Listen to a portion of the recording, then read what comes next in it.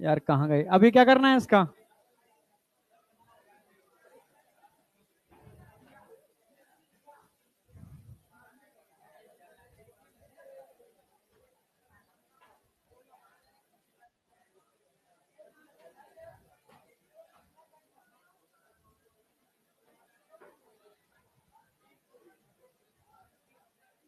यार मिनिमाइज कैसे हो गए? अरे कैसे मिनिमाइज हो गए? कर लोगे? यार बुलाना उनको। अच्छा नोट्स खोल रहे हैं। ठीक है ठीक है ठीक है ठीक है। हो गया ना?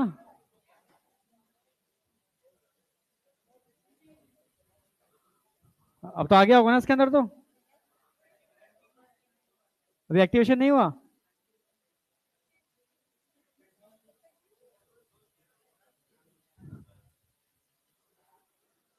चलो देख लेते हैं। रिकॉर्डिंग हुई नहीं हुई? नहीं हुई? क्या है बुलाना है, ठीक है कोई नहीं। सारे बैठ जाओ पहले। बैठो बैठो बैठो बैठो।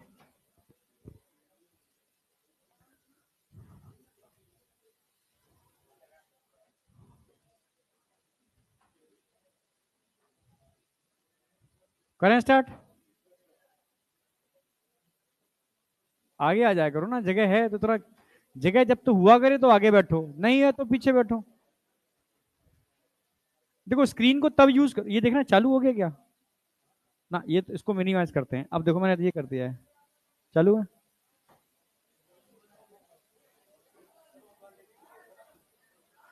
वहां तो कंटिन्यू कर दिए थे। हाँ वो कंटिन्यू कर दिया था नीचे। चालू है ना?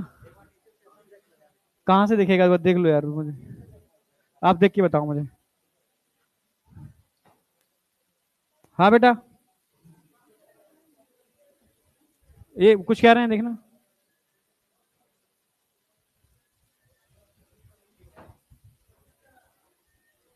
सारे बैठ जाओ एकदम तेजी से। देखो स्क्रीन को तब यूज करो जब बिल्कुल विजिबिलिटी ना हो। मतलब आई कांटेक्ट से पढ़ने में ज्यादा बेटर होता है कंपेरेटिव स्क्रीन, ठीक है? कोशिश करो एकदम आगे आ जाओ, पूरा आई कांटेक्ट में रहो एकदम जितना रह सकते हो।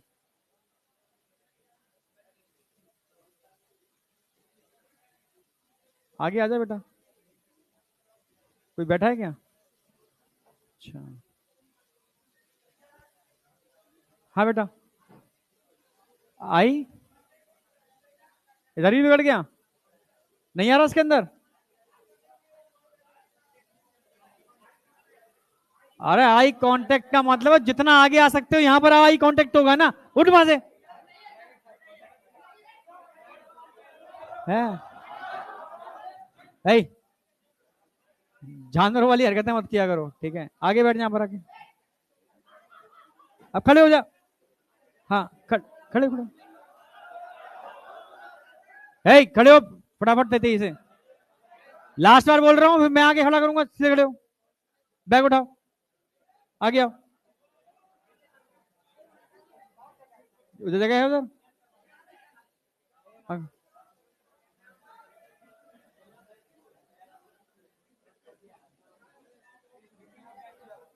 यहाँ कोई बैठा है यहाँ पर? ये गए ना? प्रॉपर आई कांटेक्ट होगा अब यहाँ तेरा। आ गया बिल्कुल आगे फ्रंट पर। बैग उठा के लेके। बैग उठा के लेके। बैग बेटा, बैग लेके आ। बैग। बैग कहाँ है तेरा? लेके इधर। नहीं। बैग लेके आ।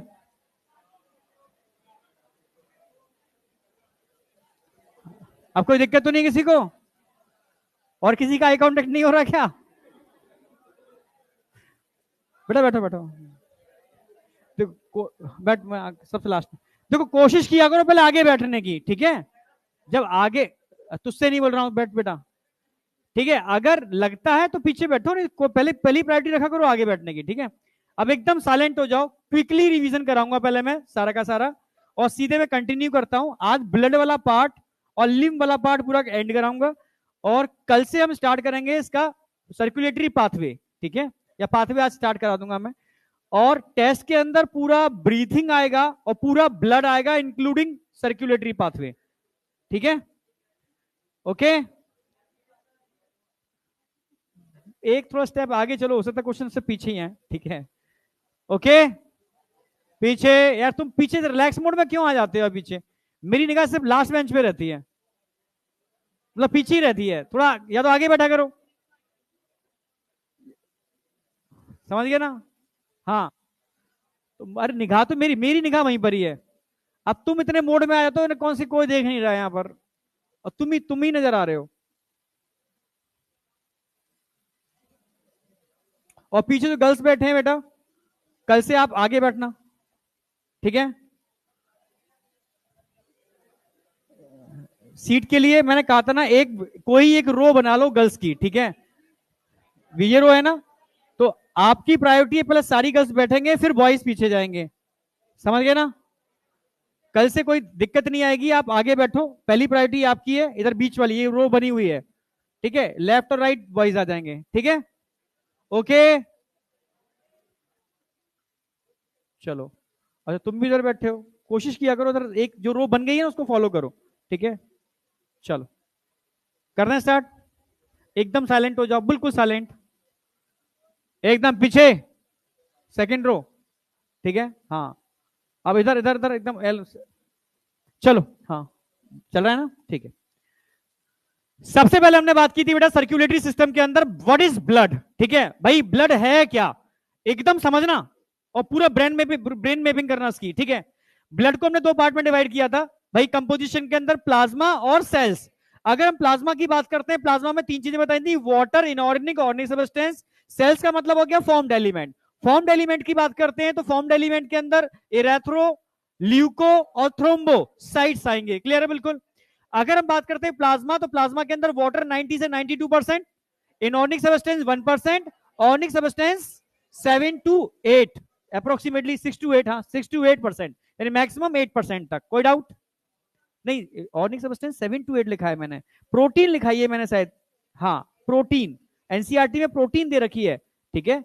ओके, ये थोड़ा कंफ्यूजन मत रखना, उस दिन भी कोई बच्चा बोल रहा था इस तरीके से, एनसीईआरटी में ऑर्गेनिक के बारे में नहीं लिखा, एनसीईआरटी ने ओनली प्रोटीन की बात की है, ठीक है। तो ऑर्गेनिक सब्सटेंस की बात आएगी तो वही, ठीक है, 8 to 9%, इनऑर्गेनिक 1%, वाटर 90 से लेके 92% के आसपास, एनसीईआरटी का डेटा, कोई डाउट? तुम लोग ये तो मतलब एडजस्ट तो हो गए पटना के अंदर, जो बाहर के बच्चे हैं, कोई दिक्कत तो नहीं है? थोड़ी सी मौसम की दिक्कत आएगी, वो धीरे धीरे फेवरेबल हो रहा है, ठीक है। खाना पीना सही है,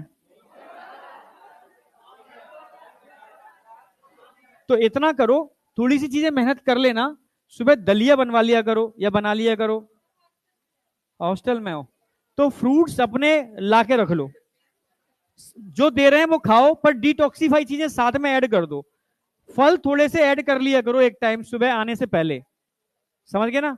फल खा के आओ, आज मैं भी फल खा के आया हूं, बड़ा अच्छा फील कर रहा हूं, समझ रहे हो ना? हाँ, तो सुबह फल खा के आओ, एक आम ले लो, एक केला ले लो, और कोई भी एक जो मौसम का फल चल रहा हो, एप्पल, एप्पल मौसम का नहीं है अभी, पर ले सकते हो, महंगा बहुत है अभी। आम सही है, आम और केला सही है, ओके है, समझ गए ना? ये ध्यान रखना है थोड़ा सा आपको, हेल्थ प्रायोरिटी देना, प्रायोरिटी देना, नहीं तो पढ़ाई नहीं हो पाएगी आगे, क्योंकि जहां हेल्थ गड़बड़ हुई, सर भारी हुआ, सर दर्द हुआ, तो पढ़ाई बिगड़ जाएगी, ठीक है। तो थोड़ा सा हेल्थ कॉन्शियस रहकर काम करना, कर दें स्टार्ट बेटा, सीधे बैठो, चलो भाई, आज तो तू एंटर कर गया, आगे से मैं क्लास चालू होने के बाद एंटर नहीं करने दूंगा, मैं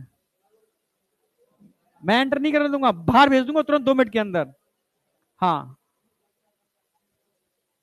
इधर इधर इधर, क्या, अब एंट्री करने के बाद फिर तो लेट आए हो और फिर बतिया और रहे हो, ठीक है, इधर आ जाओ।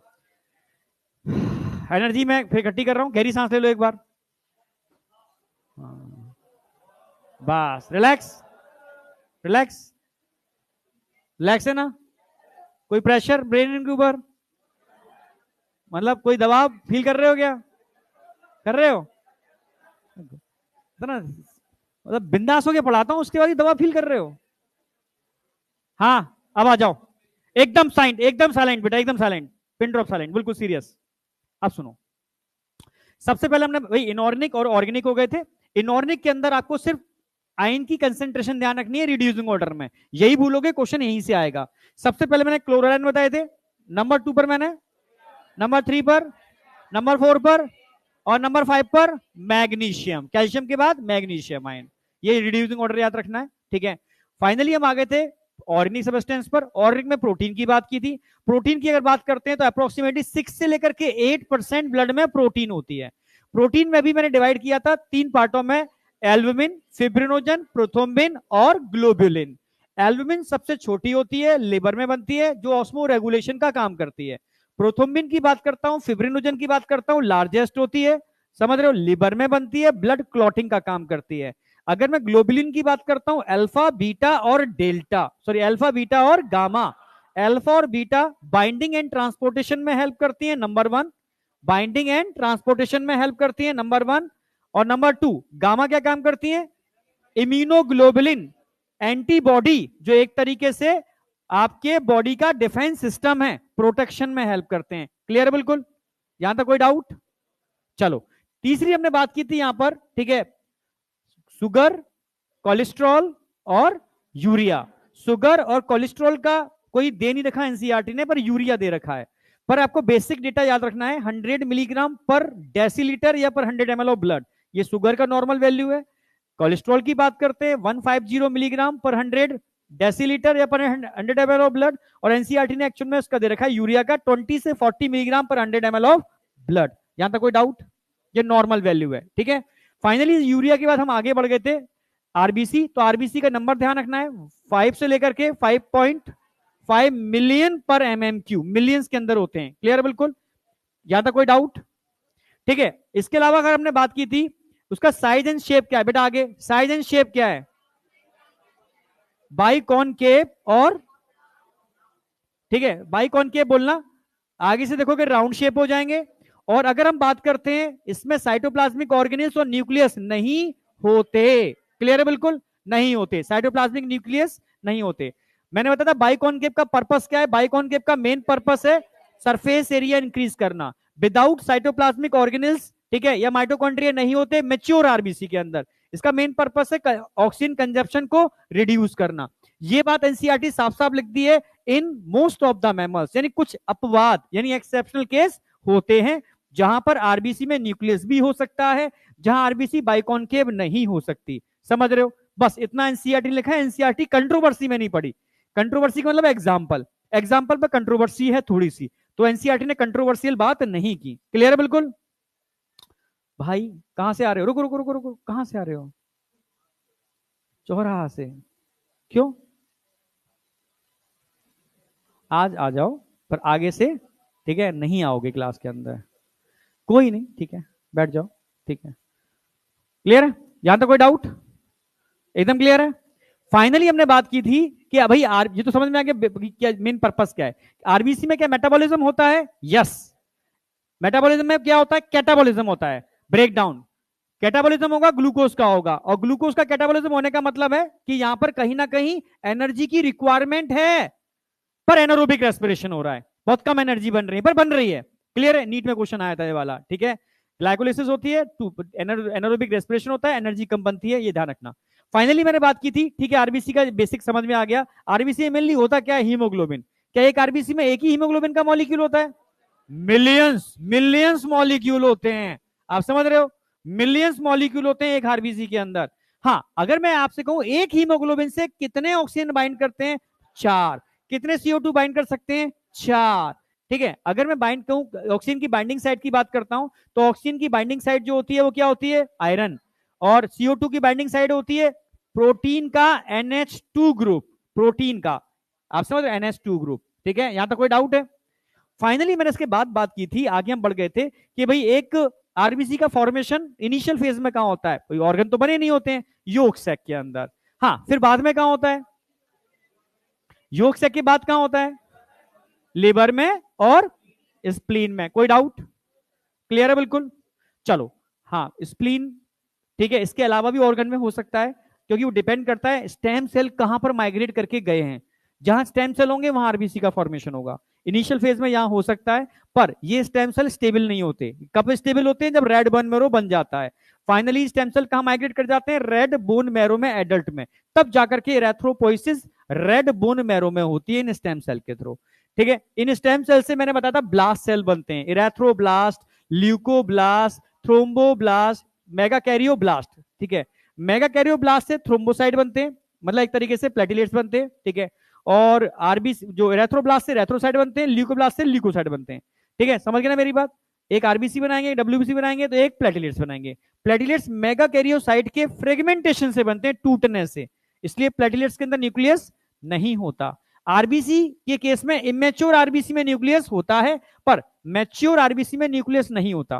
क्योंकि भाई जब आरबीसी मैच्योर होती है ना, कैसे होती है? पहले आरबीसी में न्यूक्लियस होता है, साइटोप्लाज्मिक ऑर्गेनेल्स होते हैं, न्यूक्लियस धीरे धीरे हीमोग्लोबिन को बनाता है, हीमोग्लोबिन भर रहा होता है आरबीसी के अंदर। जब पूरा आरबीसी हीमोग्लोबिन से भर जाती है, उस दौरान साइटोप्लाज्मिक ऑर्गेनेल्स धीरे धीरे डिजेनरेट कर रहे होते हैं, गायब हो रहे होते हैं, एपोप्टोसिस से खत्म हो रहे होते हैं। लास्ट में जब न्यूक्लियस बचता है और सब पूरा आरबीसी को भर देता है वो हीमोग्लोबिन से, तब वो सेल इस न्यूक्लियस को एक्सोसाइटोसिस, एक्सोसाइटोसिस समझते हो? सेल का किसी भी चीज को बाहर निकाल देना, तो धीरे से एक्सोसाइटोसिस से न्यूक्लियस को बाहर निकाल देती है। फिर बचता है एक डब्बा। क्या बचता है? एक डब्बा, जिसका प्रॉपर शेप बन जाता है बाइकॉनकेव, जिसमें हीमोग्लोबिन भरा हुआ होता है, कुछ भी नहीं होता। समझ रहे हो? हाँ या ना? पर ये है एक सोमैटिक सेल ही। आप समझ रहे हो भाई? भाई जर्म सेल्स हैप्लॉइड होते हैं, सोमैटिक सेल डिप्लॉइड होते हैं। भाई है तो डिप्लॉइड सेल, बाद में न्यूक्लियस एक्सोसाइटोसिस से बाहर चला गया ड्यूरिंग मैच्योरेशन। इतना अंतर है, समझे या नहीं समझे? ठीक है, फिर मैंने बात की थी भाई आरबीसी का, समझ में आ गया भाई? 120 दिन इसकी जिंदगी होती है, 120 दिन बाद इसको क्या कर दिया जाता है? खत्म कर दिया जाता है। ठीक है, कहां पर? स्प्लीन के अंदर। स्प्लीन में दो पल्प होती हैं, red pulp, white pulp. Red pulp जहां है वहां आरबीसी स्टोर होते हैं डेंस फॉर्म में, समझ रहे हो? और व्हाइट पल्प के अंदर डब्ल्यूबीसी होते हैं और लिम्फ होता है। ठीक है, वहां पर एक तरीके से मैक्रोफेज होते हैं, जो ग्रेवियार्ड ऑफ आरबीसी कहते हैं जिनको, जहां पर आरबीसी की कब्र बनती है पीछे बड़ा, समझ रहे हो ना पीछे? ठीक है, ठीक है, एक बात ध्यान रखना, मैं कहीं पर भी रहूं, उस कोने पे, इस कोने पे, यहीं कहूं, पीछे वाले बच्चों से बोल रहा हूं या इधर वाले, मैं तुम सबकी आंखें, मतलब मेरी आंखें वहीं होती हैं, तो प्लीज ठीक है, ये मत सोचा करो मैं देख नहीं रहा। समझ गए ना? ठीक है, तो ध्यान रखा करो चीज का, एकदम फोकस रहा करो। तो थोड़ा डिसिप्लिन लेकर के आओगे, तुम्हारा फायदा होगा, और डिसिप्लिन नहीं लेके आओगे तुम्हारा नुकसान होगा। समझ गए? हाँ या ना? चलो ठीक है, यहां तक कोई डाउट था? सीधे हम आगे थे प्लेटिलेट्स के ऊपर। प्लेटिलेट्स की बात करते हैं, तो मैंने बताया था भाई मैमल्स में मिलते हैं, अदर देन मैमल्स प्लेटिलेट्स नहीं होते। तो दिमाग में आएगा सर उनमें क्या ब्लड क्लॉटिंग नहीं होती? होती है, पर वह प्लेटिलेट्स की जगह क्या होते हैं? अदर टाइप के सेल्स होते हैं। क्या बोलते हैं इनको? स्पिंडल सेल बोलते हैं। क्या बोलते हैं इनको? स्पिंडल सेल बोलते हैं। क्लियर? बिल्कुल। उनमें न्यूक्लियस होता है, पर अदर देन मैमल्स, मैमल्स के अंदर तो प्लेटिलेट्स ही होते हैं, other than mammals spindle cell होते हैं। ठीक है, अब एनसीईआरटी में नहीं है तो मैंने नहीं लिखा है अभी उसको। ठीक है, ओके, यहां तक कोई डाउट? पर नॉलेज होनी चाहिए आपको। फाइनली मैंने बताया था इनका फॉर्मेशन कैसे होता है। मैंने बताया था इनका फॉर्मेशन मेगाकैरियोसाइट के फ्रेगमेंटेशन से होता है, टूटने से होता है, इसलिए इनमें न्यूक्लियस नहीं होता। इनका नंबर कितना होता है? इनका नंबर की जब भी बात आएगी तो आपको ध्यान रखना है। समझ में आ गया? यहां तक कोई डाउट था? प्लेटलेट्स क्लियर थे? ठीक है, मैंने प्लेटलेट्स की इसमें एक चीज बताई थी, अगर नंबर कम हो जाए तो क्या बोलते हैं इसको? थ्रोम्बोसाइटोपीनिया, ये ध्यान रखना है। और कम होने से डिफरेंट टाइप के ब्लड क्लॉटिंग से रिलेटेड डिसऑर्डर हो जाते हैं। क्लियर था? बिल्कुल। इसका डब्ल्यूबीसी की बात की थी मैंने। डब्ल्यूबीसी की बात करते हैं तो नंबर ध्यान रखना है कितना होता है? 6 से लेकर के 8000 पर एमएमक्यू। दो टर्म मत भूल जाना, एक तो ल्यूकोसाइटो, दूसरा ल्यूकोसाइटोसिस, और दूसरा ल्यूकेमिया। ल्यूकेमिया का मतलब आ गया कैंसर की बात चल रही है, और ल्यूकोसाइटोसिस की बात आ गया तो इन्फेक्शन के टाइम पे डब्ल्यूबीसी काउंट बढ़ रहा है, इसकी बात चल रही है। याद रहेगा? बस तुम ऐसे धैर्य बना के रखा करो ना क्लास के अंदर। मैं एक एक दिन में एक एक चैप्टर रिवाइज करा दिया करूंगा, तुम जब कहोगे। थोड़ा सा सिलेबस हो जाए ना, 1 घंटे के लिए आ जाया करो, 1 घंटे में कम से कम 2 चैप्टर रिवाइज। ठीक है, बस तुम ऐसे ही बैठ गए आकर के। बट बायोलॉजी तुम चाहो तो मैं इतने बार रिवीजन करा दूं, तुम सोच नहीं सकते हो। समझ रहे हो? थोड़ा कोर्स हो जाए थोड़ा सा, मैं खूब, तुम जितना कहोगे रिवीजन रिवीजन, रोज रिवीजन। बस 1 घंटा बैठो और 1 घंटे के अंदर एकदम मतलब डेडिकेट होकर के मल्टीपल टाइम रिवीजन। मैं बच्चों से यही कह रहा था नीचे भी कि तुम बस फिजिक्स पर फोकस करो, फिजिक्स स्ट्रॉन्ग करो, फिजिक्स की प्रैक्टिस करो, बायोलॉजी छोड़ दो हाथों में।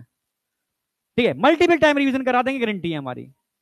पर टेस्ट प्रॉपर दो, क्वेश्चन जितने भी देंगे, अभी सब प्रिंट उन्होंने दी नहीं है तो कुछ प्रोसेस में लगेगा, क्या क्या जो भी है प्रोसेस चल रही है जो भी है, मैं इसको आज शाम को डलवा दूंगा उसके ऊपर। जो बच्चा प्रिंट निकलवा सकता है निकलवा ले, क्वेश्चन लगा लेना, वो NCERT line wise line question है, ठीक है, अच्छे क्वेश्चन है, तो तुम्हें तो प्रैक्टिस अच्छी हो जाएगी, ठीक है, ब्रीदिंग के सारे, ठीक है, मैं ग्रुप पे डलवा दे रहा हूँ आज शाम को, ठीक है। बच्चों से पूछा मैंने कि प्रिंटिंग का वेट करना है या मैं डलवा दूं, तो उन्होंने कहा सर डलवा दो, जैसे हम कर तब भी लेंगे टेस्ट से पहले, ठीक है, तो आज तुम निकलवा लेना, जैसा चाहो कर लेना, ठीक है। वो इकट्ठा वो आ रहा है बेंगलोर से छप के आ रहा है, यहाँ से नहीं हो रहा था, वो पता नहीं क्या प्रोसेस है, ठीक है, थोड़ा टाइम लगेगा उसमें, टाइम कंज्यूमिंग प्रोसेस है, ठीक है, समझ गए ना मेरी, तब तक मैं रुकना नहीं चाहता, चीजें हमारी मिलती रहें, ठीक है, तो कर लेना आज, ठीक है। फाइनली डब्ल्यूबीसी के अंदर आपको इसके अलावा क्या याद रखना है, इनका लाइफ स्पेन कितना होता है, कुछ घंटे से लेकर के ईयर तक हो सकता है, ठीक है, घंटे से ईयर तक हो सकता है। फाइनली मैंने बात की थी बेटा डब्ल्यूबीसी के केस के अंदर इनको दो पार्ट में डिवाइड कर सकते हो, ग्रेन्युलोसाइड और ए ग्रेन्युलो। ए ग्रेन्युलो की बात करते हैं, दो ही बताए थे मैंने, लिम्फो और मोनो, और ग्रेन्युलो की बात करते हैं इयोसिनोफिल्स, बेसोफिल्स, न्यूट्रोफिल्स, क्लियर बिल्कुल।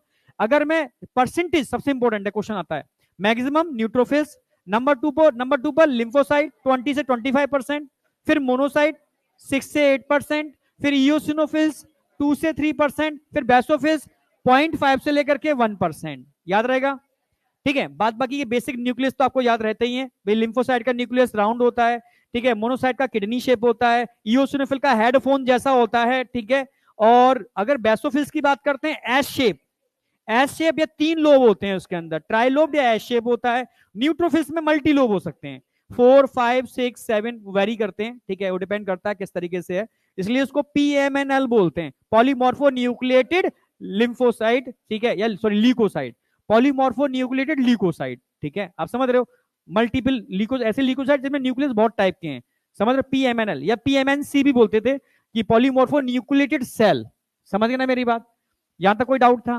फंक्शन पे क्वेश्चन आता है, वो ध्यान रखना है, फेगोसिटिक इंजरी दो ही होते हैं, एक तो न्यूट्रोफिल्स होते हैं और एक मोनोसाइट होते हैं।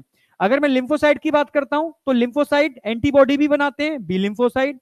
अगर टी लिम्फोसाइट की बात करता हूं तो ये एंटी कैंसरस और एंटी मतलब एंटी वायरल, इस तरीके से बोलोगे, वायरस इन्फेक्टेड सेल को मार देते हैं और कैंसर सेल को मार देते हैं, ठीक है, दोनों ही सेल अपने ही सेल हैं, कैंसर भी अपनी सेलों में हो सकता है, वायरस का इन्फेक्शन भी अपनी सेलों में हो सकता है, उन सेल को मारने का काम करते हैं ये।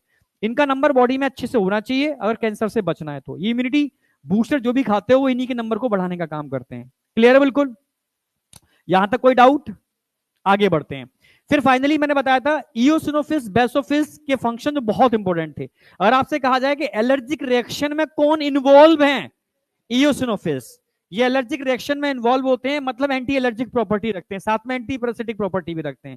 हाँ, अगर आपसे कहा जाए इन्फ्लामेटरी रिएक्शन में कौन इन्वॉल्व है, तो आप बोलोगे बेसोफिल्स इन्फ्लामेटरी रिएक्शन में इन्वॉल्व होते हैं, आप समझ रहे हो, बेसोफिल्स इन्फ्लामेटरी रिएक्शन में इन्वॉल्व होते हैं, सूजन जहां पर भी आ रही है वो बेसोफिल्स की वजह से आ रही है, क्योंकि उनमें हिस्टामिन होता है जो ये काम करता है, कोई डाउट, ठीक है। ये वाला पार्ट पूरा अपना कंप्लीट था। मैंने ब्लड क्लॉटिंग मैकेनिज्म बताया था, ब्लड क्लॉटिंग में मैंने बताया था इंजर्ड टिश्यू से भी थ्रोम्बोप्लास्टिन निकलता है जो प्लेटिलेट्स के एक्यूमुलेशन को बढ़ाता है, और प्लेटिलेट्स के रप्चर होने पर भी थ्रोम्बोप्लास्टिन निकलता है। ये थ्रोम्बोप्लास्टिन कैल्शियम के साथ मिलकर के कास्केड सिस्टम के थ्रू, कैस्केड सिस्टम के थ्रू क्या बनाता है, एक एंजाइम को, एक एंजाइम कॉम्प्लेक्स को एक्टिवेट करता है, इसको क्या बोलते हैं, प्रोथ्रोम्बिनेज या थ्रोम्बोकाइनेज।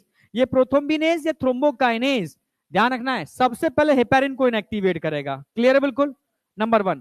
फिर नंबर 2 पे क्या काम करेगा, ये प्रोथ्रोम्बिन को थ्रोम्बिन में कन्वर्ट करेगा, फिर थ्रोम्बिन क्या काम करेगा, फिब्रिनोजन को फिब्रिन में कन्वर्ट कर देगा, फिब्रिन एक नेटवर्क बनाएगा, ठीक है, जो एयर के कांटेक्ट में आने पर हार्ड क्लॉट में कन्वर्ट हो जाएगा। कोई डाउट था इसके अंदर, कोई डाउट नहीं था। आगे बढ़ गए थे हम, आगे हमने ब्लड ग्रुप की बारे में बात की थी। ब्लड ग्रुप में बताया था जो देता है, देने वाले का एंटीजन, लेने वाले का एंटीबॉडी, क्योंकि मेरी बॉडी से कुछ भी दिया जाएगा और आपकी बॉडी में, चाहे वो एंटीबॉडी क्यों ना हो, वो उसकी बॉडी के लिए एंटीजन की तरह बिहेव करेंगे, समझ रहे हो ना मेरी बात। मेरी बॉडी में किसी बॉडी का कुछ भी आए, प्रोटीन आए, कार्बोहाइड्रेट आए, कुछ भी आए, एंटीजन आए, एंटीबॉडी आए, कुछ भी आए, इसकी बॉडी का मेरी बॉडी के लिए हर चीज क्या है, एंटीजन है। उसके अगेंस्ट मेरी बॉडी की एंटीबॉडी या मेरी बॉडी का इम्यून सिस्टम काम करेगा और एंटीबॉडी फॉर्मेशन करेगा। यानी देने वाले का हमेशा एंटीजन और लेने वाले का हमेशा एंटीबॉडी चेक किए जाते हैं ऑलवेज, क्लियर है बिल्कुल। ब्लड ग्रुप वाला मैकेनिज्म समझ में आ गया था उस दिन, ठीक है। फिर मैंने बताया था हमेशा जैसे ए ब्लड ग्रुप किसको दे सकते हो, ए को दे सकते हो या ए बी को दे सकते हो, बी किसको दे सकते हो, बी को या ए बी को। ए बी सिर्फ ए बी को दिया जा सकता है और किसी को नहीं, ओ सबको दे सकते हैं, क्योंकि देने वाला ऐसा जिसके पास एंटीजन ही नहीं है। जो चीज देखी जाती है वो है ही नहीं, तो आंखें बंद करके प्रसाद की तरह बांट दो, ठीक है। और सोचो अगर वो ए नेगेटिव है तो यूनिवर्सल डोनर हुआ, क्योंकि उसके पास आर एच एंटीजन भी नहीं है। देने वाले का हमेशा एंटीजन देखते हैं, तो ऐसा देने वाला ना तो उस पर ए बी एंटीजन है ना आर एच एंटीजन है, वो यूनिवर्सल डोनर हुआ। और हमेशा यूनिवर्सल रिसेप्टर जो होता है, ऐसी जो रिसीव करेगा वो कौन होगा, ए बी। ए बी किसी से भी ले सकता है, क्यों, लेने वाले का हमें एंटीबॉडी देखना है, ऐसा लेने वाला उसके पास एंटीबॉडी नहीं है, आंखें बंद करके किसी से भी ले लेगा। आई या नहीं आई, यहां तक कोई डाउट? फिर मैंने एरेथ्रोब्लास्टोसिस की बात की थी जो स्टार्ट करनी थी। अच्छा, आर एच एंटीजन की बात की थी। आर एच एंटीजन के केस में बताया था सबसे पहले ये एंटीजन रेसिस मंकी की आरबीसी की सरफेस पे देखने को मिला था। रेसिस मंकी अपने इंडिया में ही मिलता है, जो देसी बंदर जो देखा होगा आपने, साइंटिस्टों ने देखा कि भाई इसकी आरबीसी की सरफेस पर ये, तुम समझते हो रेसिस मंकी, जानते हो ना, देखा है ना सबने, कोई डाउट तो नहीं है किसी को? हाँ, तो उसी की आरबीसी की सरफेस पर ये प्रोटीन देखने को मिला था। जब साइंटिस्ट ने देखा अरे यार ये तो वही प्रोटीन है जो ह्यूमन की आरबीसी में मिल रहा है, तब ह्यूमन की आरबीसी पे इस प्रोटीन को नाम हमने उस बंदर के नाम पर ही रख दिया, आर एच। समझ रहे हो, आर एच वहीं से उठा लिया हमने। तो अगर ये प्रोटीन है तो आर एच पॉजिटिव, प्रोटीन नहीं है तो are H negative. 80% population R H positive होती है, 20% पॉपुलेशन आर एच। कोई डाउट? अब हम बात कर रहे थे इसके अंदर, ठीक है, आर एच मिसमैचिंग या आर एच इनकम्पेटेबिलिटी। समझ में आया? केस है एक, अगर मदर आर एच पॉजिटिव हो, फीटस, अब यहां पर फादर या मेल की बात नहीं कर रहे हैं हम लोग, ठीक है, क्योंकि मेल का केस अलग है। मेल अगर आर एच पॉजिटिव होमोजाइगस है तो केस अलग आएगा, आर एच पॉजिटिव है पर हेटेरोजाइगस है तो केस अलग आएगा, क्योंकि हेटेरोजाइगस के केस में जरूरी नहीं है जो बेबी हो वो पॉजिटिव भी हो, नेगेटिव भी हो सकता है। जानते हो वाली बात? हाँ, ये मैं भी केस लिखा दूंगा अलग से नोटेबल पॉइंट के अंदर, ठीक है। हाँ, मतलब थोड़ा सा ये चीज बाई चांस घुमा दे ऐसी चीज को, ठीक है, तो ठीक है, समझ में आया नहीं आया? हाँ, तो पहले मैं एनसीईआरटी की लाइनें लिख दूं। एनसीईआरटी क्या कहती है मिसमैच के, अच्छा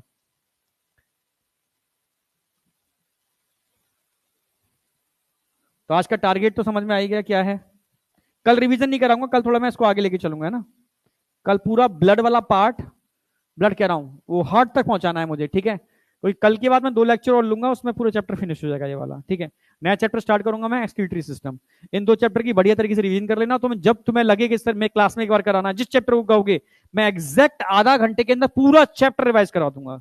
जब भी तुम्हें लगेगा सर भूल रहे हैं वाला चैप्टर रिवाइज करा दो, ठीक है। डिस्कस कर लेना क्लास के अंदर आज सर से कौन सा चैप्टर करना है, पर 2-3 चैप्टर हो जाने दो, थोड़ा बल्क इकट्ठा हो जाने दो, ठीक है। रिवीजन की टेंशन नहीं करनी है बिल्कुल भी। अरे हाँ, ये तो करा ही दिया था ना मैंने। हाँ, अब बात आ रही थी आर एच इनकम्पेटेबिलिटी या मिसमैचिंग। तो ये ध्यान रखना, जब भी हम मिसमैचिंग की बात करते हैं तो मदर कैसी होनी चाहिए, नेगेटिव, फीटस कैसा होना चाहिए, ये चीज यहां पर थोड़ी सी देखी जाती है। अगर ऐसा है तो ये फ्यूचर के बेबी के लिए बड़ी दिक्कत दे सकता है, ठीक है। पहला बेबी तो नॉर्मल हो जाएगा, पर सेकंड, थर्ड, फोर्थ अगर वो आर एच पॉजिटिव हुए तो मारे जाएंगे, आर एच नेगेटिव हुए तो कोई दिक्कत नहीं है, पॉजिटिव हुए तो मारे जाएंगे। समझ रहे हो ना, जो एनसीईआरटी बताती है। एनसीईआरटी कहती है एक स्पेशल केस है आर एच इनकम्पेटेबिलिटी का, ठीक है, are H negative pregnant mother, कैसी, आर एच नेगेटिव, समझना। आर एच पॉजिटिव कैसा है यहां पर, फीटस, तब ये केस देखने को मिलेगा आपको। केस क्या है देखो,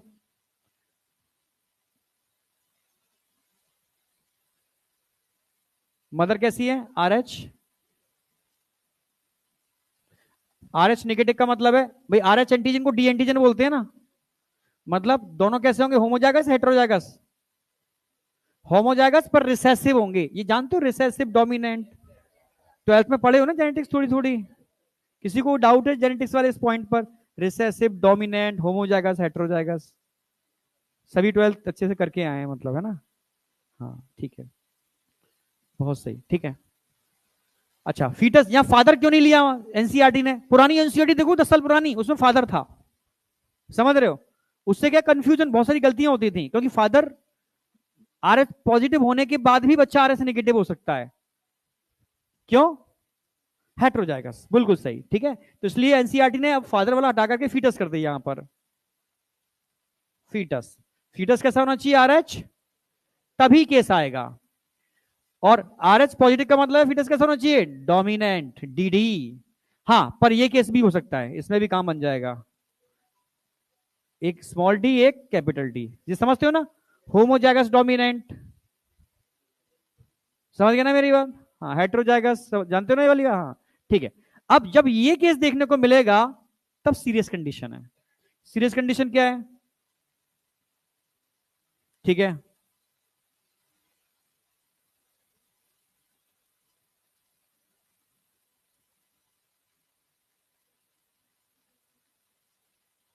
फर्स्ट प्रेगनेंसी के केस में फीटस कैसा होगा, बेबी कैसा होगा,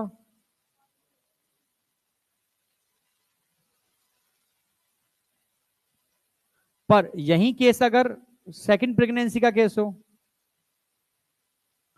थर्ड का पीएस हो, पर शर्त है सबके केसों में क्या हो, आर एच पॉजिटिव बेबी हो, ठीक है।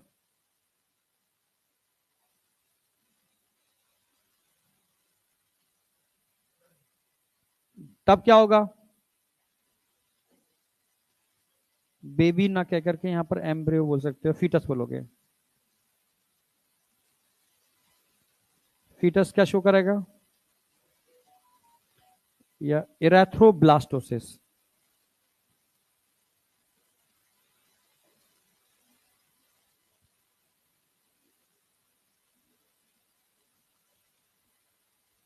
इरेथ्रोब्लास्टोसिस इन फीटस। फीटस में इरेथ्रोब्लास्टोसिस होगी तो क्या होगा, समझो पहले केस स्टडी, फर्स्ट केस लेकर के चल रहा हूं मैं।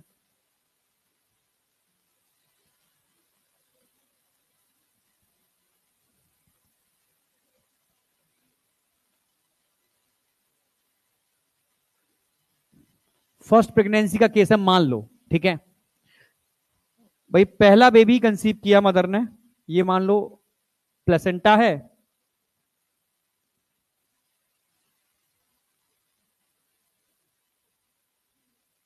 ये प्लेसेंटा हो गया, अम्बिलिकल कॉर्ड हो गई,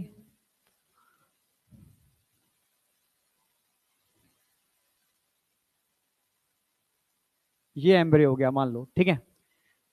और मैंने बताया, जस्ट अभी बताया कि ये कैसा है, आर एच पॉजिटिव, क्योंकि इसकी आरबीसी की सरफेस पे क्या देखने को मिलेगी, यहां पर आर एच एंटीजन, समझ गए। मदर कैसी है, आर एच नेगेटिव, ये तो है आर एच पॉजिटिव, जबकि मदर कैसी होगी, आर एच नेगेटिव। इसके केस में भाई धीरे धीरे ये बड़ा होगा, बड़ा होगा, ठीक है। तो जब फीटस बाहर आएगा प्लेसेंटा टूटेगा, समझना, प्लेसेंटा ब्रेक हो रहा है लास्ट टाइम पर,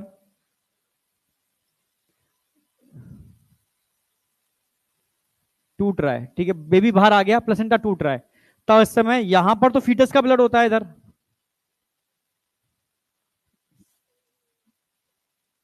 यहां मदर का ब्लड होता है, दोनों मिलते नहीं है, दोनों अलग अलग होते हैं, आप जानते हो ये वाली बात, मिक्स नहीं होंगे, बीच में बैरियर होते हैं तीन, अभी 12th वाले पार्ट में कराऊंगा उसको। पर जैसे ही ब्रेक होता है तो यहां से फीटस की आरबीसी कहां चली जाएगी, मदर के अंदर। फीटस की आरबीसी अगर मदर के अंदर जाएगी, जब बच्चा बाहर आएगा प्लेसेंटा अलग होगा, तब तब समस्या होगी, क्योंकि मदर कैसी, आर एच नेगेटिव, यानी मदर के अंदर क्या होंगे भाई, बी लिम्फोसाइड, कौन होंगे, B lymphocyte, B lymphocyte. Mother के बी लिम्फोसाइड किससे बाइंड करेंगे, मदर के बी लिम्फोसाइड तुरंत ही की सरफेस पर लगे होंगे एंटीबॉडी। जब भी कोई भी एंटीजन बॉडी में एंटर करता है, आर एच एंटीजन है, कौन सा एंटीजन है, आर एच एंटीजन है, ठीक है। फीटस का आर एच आरबीसी, फीटस का आरबीसी जैसे ही एंटर करेगा मदर के ब्लड में, बी लिम्फोसाइड उससे बाइंड करेंगे, और बाइंड करते ही इनमें सेल डिवीजन होगी, और सेल डिवीजन के दो टाइप के सेल बनते हैं, कौन कौन से, प्लाज्मा सेल और memory cell, memory cells and plasma cells. Plasma cells किस टाइप के एंटीबॉडी बनाएंगे, पहली बार आई जी एम, जो कैसे होते हैं, लार्जेस्ट एंटीबॉडी होते हैं, क्या ये आईजीएम एंटीबॉडी आप प्लेसेंटा को क्रॉस कर सकते हैं? कभी नहीं कर सकते, ठीक है। और जब पहली बार एंटीजन का बॉडी से इंटरेक्ट होता है तो आईजीएम एंटीबॉडी ही बनेंगे। ये एनसीईआरटी में दे रखा है। कहां दे रखा है? ह्यूमन हेल्थ एंड डिसीज के अंदर, प्राइमरी और सेकेंडरी इम्यून रिस्पॉन्स के अंदर, ठीक है। जब मैं 12th वाला पार्ट पढ़ाऊंगा तो आपसे पूछूंगा कि भूल तो नहीं गए, ठीक है। एक्चुअल में ये उसी से लिंक्ड है। एनसीईआरटी अलग अलग पढ़ाती है, पर जब क्वेश्चन देती है तो कंसेप्चुअल देती है, यही गड़बड़ हो जाता है। समझ रहे हो ना? पीछे पक्का? हाँ। तो इसको हम कौन सा इम्यून रिस्पॉन्स बोलेंगे? प्राइमरी इम्यून रिस्पॉन्स या सेकेंडरी इम्यून रिस्पॉन्स? इतना आई कांटेक्ट हो गया इसका, सो गया ये तो। क्या हो गया बेटा? जगाओ से जगाओ। क्या हो गया? सुने आता है क्लास में? फिर हैं? आगे बैठने की वजह से? अब तो रोज ही तो यहाँ बैठना पड़ेगा, फिर तो फीवर इलाज करना पड़ेगा फीवर का, तो हैबिट डालनी पड़ेगी फिर तो आगे बैठने की। अब सोगा नहीं, सुनो, बैठे रहो आराम से, देखो, ठीक है। लोड मत लो। पेरेंट्स ने क्या सोच के भेजा है तो बताओ? समझो ना, यहाँ कुछ किसी विश्वास से आए हो ना पढ़ने के हिसाब से, तो उसको थोड़ा कोशिश करो, ठीक है। यार तोड़ मत डालो, फिर पता है बड़ा सही होना बड़ा मुश्किल है अभी। तो खराब मत करना कोई भी चीज, ठीक है। आ जाओ, ठीक है। तो मेमोरी सेल और आईजीएम, आईजीएम लार्जेस्ट होते हैं कभी भी, ठीक है। प्लेसेंटा को क्रॉस नहीं कर सकते। इसको कौन सा इम्यून रिस्पॉन्स बोलेंगे? Primary immune response. कोई डाउट? तो पहला बेबी तो नॉर्मल हो गया, फर्स्ट बेबी कैसा हो जाएगा? नॉर्मल।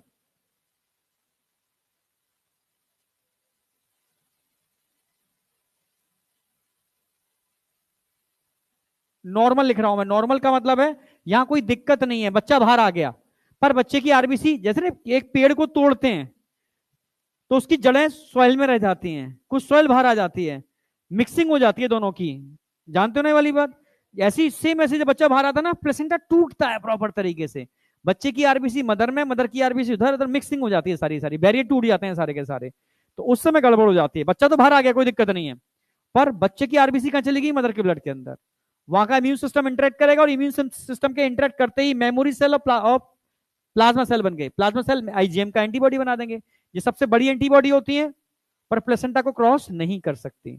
अब समस्या क्या आएगी सेकंड प्रेगनेंसी के केस में? फर्स्ट में भी नॉर्मल हो गया, अब सेकंड प्रेगनेंसी।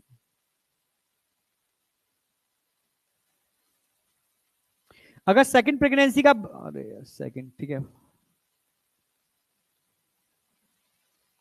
सेकंड केस है, सेकंड प्रेगनेंसी है।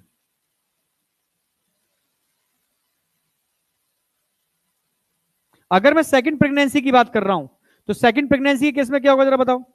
सब कुछ वैसा ही है। मदर को पता ही नहीं था, पहले दाई मां कंसेप्ट होता था ना पहले, तो ब्लड ग्रुप तो चेक होते ही नहीं थे। पहला बेबी नॉर्मल होता था, आगे के बेबी नहीं हो पाते थे तो कहते थे डाइन है, खा गई। सुना होगा ना? ये हर बच्चे को खा जाती है, कोई बच्चा हो ही नहीं रहा, सब मर रहे हैं सारे के सारे। तो उसको बहुत मतलब पता नहीं, गांव से बाहर निकाल देते थे, मार रहे हैं, पीट रहे हैं, समझ रहे हो, जबकि पता ही नहीं है हो क्या रहा है। वो थोड़ा खा रही है, वो तो भाई बच्चे की हो गई नहीं, ठीक है। सेकंड प्रेगनेंसी का केस है। सेकंड प्रेगनेंसी के केस में क्या होगा भाई? मान लो ये बेबी भी कैसा है? RH पॉजिटिव, क्योंकि आरबीसी सरफेस पे क्या लगे होंगे? RH antigen. तो ये आपको पता होना चाहिए, जब बच्चा 6 महीने का पूरा हो जाता है, 7वें 8वें 9वें महीने में वो मैच्योर होता है बस। जब मैच्योर होता है ना, तो उस समय प्लेसेंटा, सेकंड प्रेगनेंसी केस में तो केस ज्यादा बढ़ जाता है, प्लेसेंटा थोड़ा कनेक्शन होता है ना, वीक पड़ जाता है। उस वीकनेस की वजह से कभी कभी क्या होता है, आरबीसी 6वें 7वें 8वें 9वें महीने में लीक करके मदर के अंदर चले जाते हैं, लीकेज हो जाती है, ठीक है। और अगर ये लीकेज हो गई तो ये आरबीसी कहां एंटर कर जाएंगे? मदर के ब्लड में। भाई बच्चा अंदर ही है और आरबीसी एंटर कर चुके हैं मदर के ब्लड में, समझना। पहली प्रेगनेंसी के केस में लीकेज होती उतना डर नहीं था, क्योंकि पूरी मैकेनिज्म के अंदर टाइम लगता है, ठीक है। और उस हमेशा फर्स्ट इम्यून रिस्पॉन्स में आईजीएम बनते हैं, आईजीएम कभी प्लेसेंटा को क्रॉस नहीं कर सकते, तो कोई दिक्कत वाली बात नहीं है, समझ रहे हो। पर सेकंड प्रेगनेंसी में दिक्कत है। दिक्कत क्या है? मेमोरी सेल बन चुके हैं। कौन से सेल बन चुके हैं? मेमोरी सेल बन चुके हैं। अब दिक्कत आएगी, क्योंकि प्राइमरी इम्यून रिस्पॉन्स के अंदर हमेशा बी लिम्फोसाइट एंटीजन से बाइंड करते हैं, और सेकेंडरी इम्यून रिस्पॉन्स के अंदर हमेशा मेमोरी सेल, कौन सी cell, memory cell, colour change कर देता हूं मेमोरी सेल का, पिंक कर देते हैं, मेमोरी सेल बाइंड करते हैं एंटीजन से। कौन सी सेल, मेमोरी सेल। अब किसकी बाइंडिंग होगी, मेमोरी सेल की। और जब भी मेमोरी सेल बाइंड करते हैं एंटीजन से, समझना, तो तुरंत ही ये डिवीजन नहीं करते, ये तुरंत करते हैं formation of antibody, direct active होते हैं ये। तो ये क्या करते हैं, फॉर्मेशन ऑफ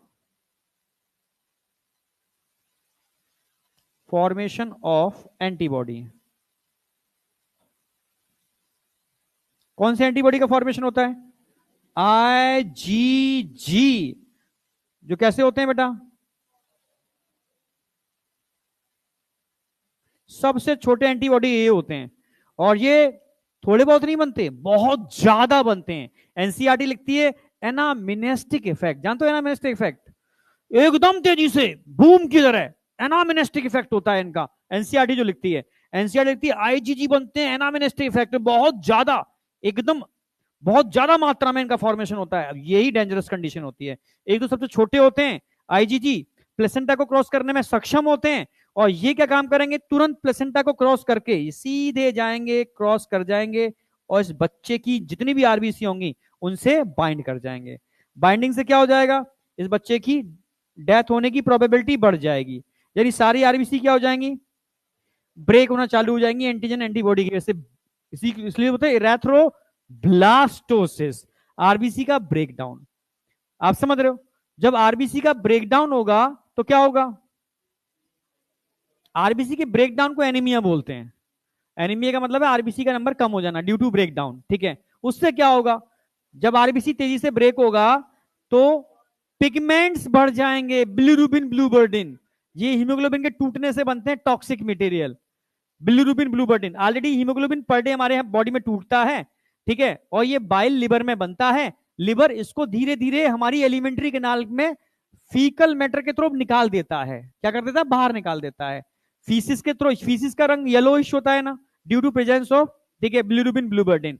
यूरिन का कलर कैसा होता है, yellow, due to presence of bilirubin, biliverdin. पर वो यूरिन में जाकर के वो यूरोक्रोम में कन्वर्ट हो जाते हैं। किस में कन्वर्ट हो जाते हैं, यूरोक्रोम के अंदर, ठीक है, मैरून टी शर्ट, ठीक है, वो यूरोक्रोम में कन्वर्ट हो जाते हैं। ओके, समझ, एक्टिव रहो बेटा।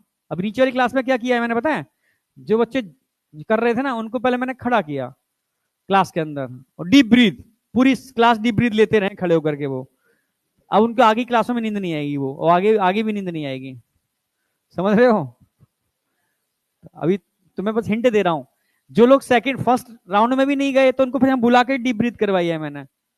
पूरी क्लास खड़े रहे, वो डीप ब्रीथ ही करते ना खड़े होकर के, बस ऐसे गहरी सांस निकालना लेना, फिर उनको वो नहीं आएगी, नींद नहीं आएगी, करना है ऐसे। कपालभाति की जरूरत नहीं है, डीप ब्रीथ से काम चल रहा था, वो स्क्रीन चली गई थी। बस तभी जितना तुम्हें रिलैक्स मोड में रखे ना, तुम उतना ही बिगड़ जाता है मामला। डंडे के बल में पढ़ाया जाए तो सही है, मेरा थॉट प्रोसेस अलग है। मुझे तो रिलैक्स मोड में रख के पढ़ाओ तो तुम ज्यादा मतलब कंफर्टली मतलब रह सकते हो, पढ़ाई को एंजॉय कर सकते हो, और तुम उल्टा कर लेते हो। सही है, अब ठीक है, पीछे बेटा चले,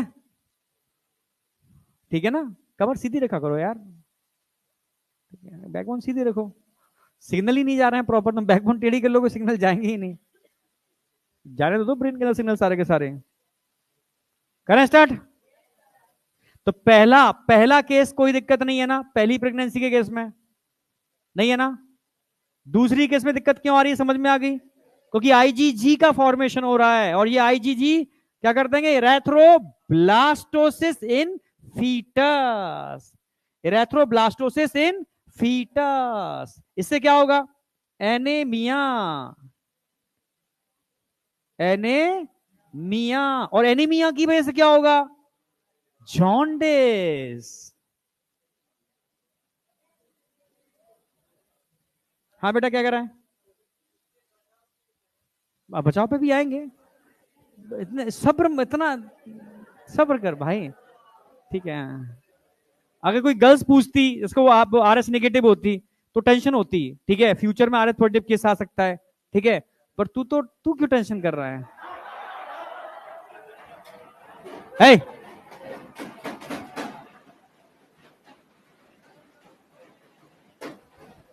बस बस बस बस बस बस बस बस, हो गया एक्टिवेट, हो गया, चलो अब आ जाओ, ठीक है, वापस आ जाओ, तुम लोग पता नहीं, अब इधर आओ, ठीक है। अब मैं क्वेश्चन पूछूंगा सबसे, जब बच्चे का जन्म होता है, हर बच्चे का इंक्लूडिंग तुम सबका, समझ रहे हो, हर बच्चे का जन्म हुआ, उसको जन्म के टाइम पर जॉन्डिस होती ही होती है, हर बच्चे को होती है जॉन्डिस, किसी को सीवियर हो जाती है तो दिखना चालू हो जाती है, किसी को हंसती खेलती होती है फिर चली जाती है 7 दिन के अंदर, पर होती सबको है, सबको हुई है, कोई भी एक्सेप्शनल केस नहीं है। क्यों होती है भाई? कौन बताएगा? हाथ उठाओ पहले तो, जो पीछे से सीट पीट रहे थे मैं उनसे उनसे पूछ रहा हूं, हाथ ऐसे ऐसे चल रहे थे वैसे एक हाथ के हाथ उठ रहे हैं क्या? नहीं, कोई नहीं है? अरे कोशिश तो करो भाई, सारे बच्चे बताओ। हाँ, एक बच्चा बता रहा है, ध्यान सुनो ना, ठीक है, हाँ,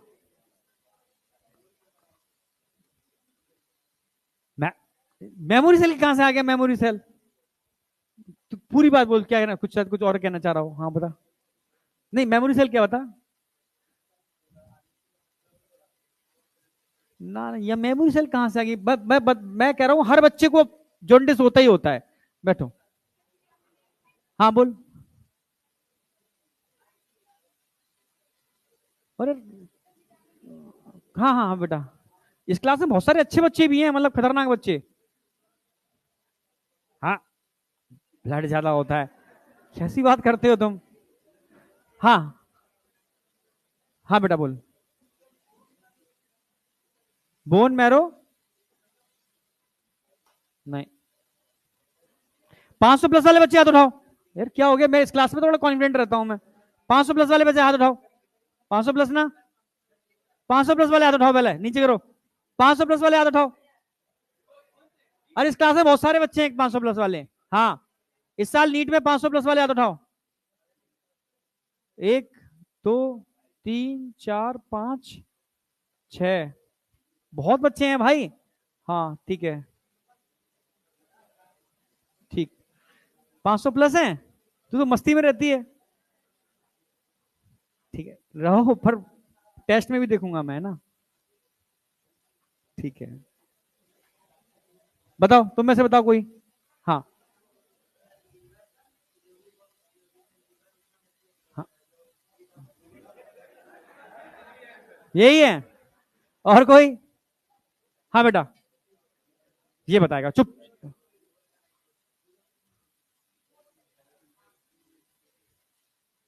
यस, मुझे पता था ये बोलेगा, क्यों है? पूरी बात सुन तो लो भाई,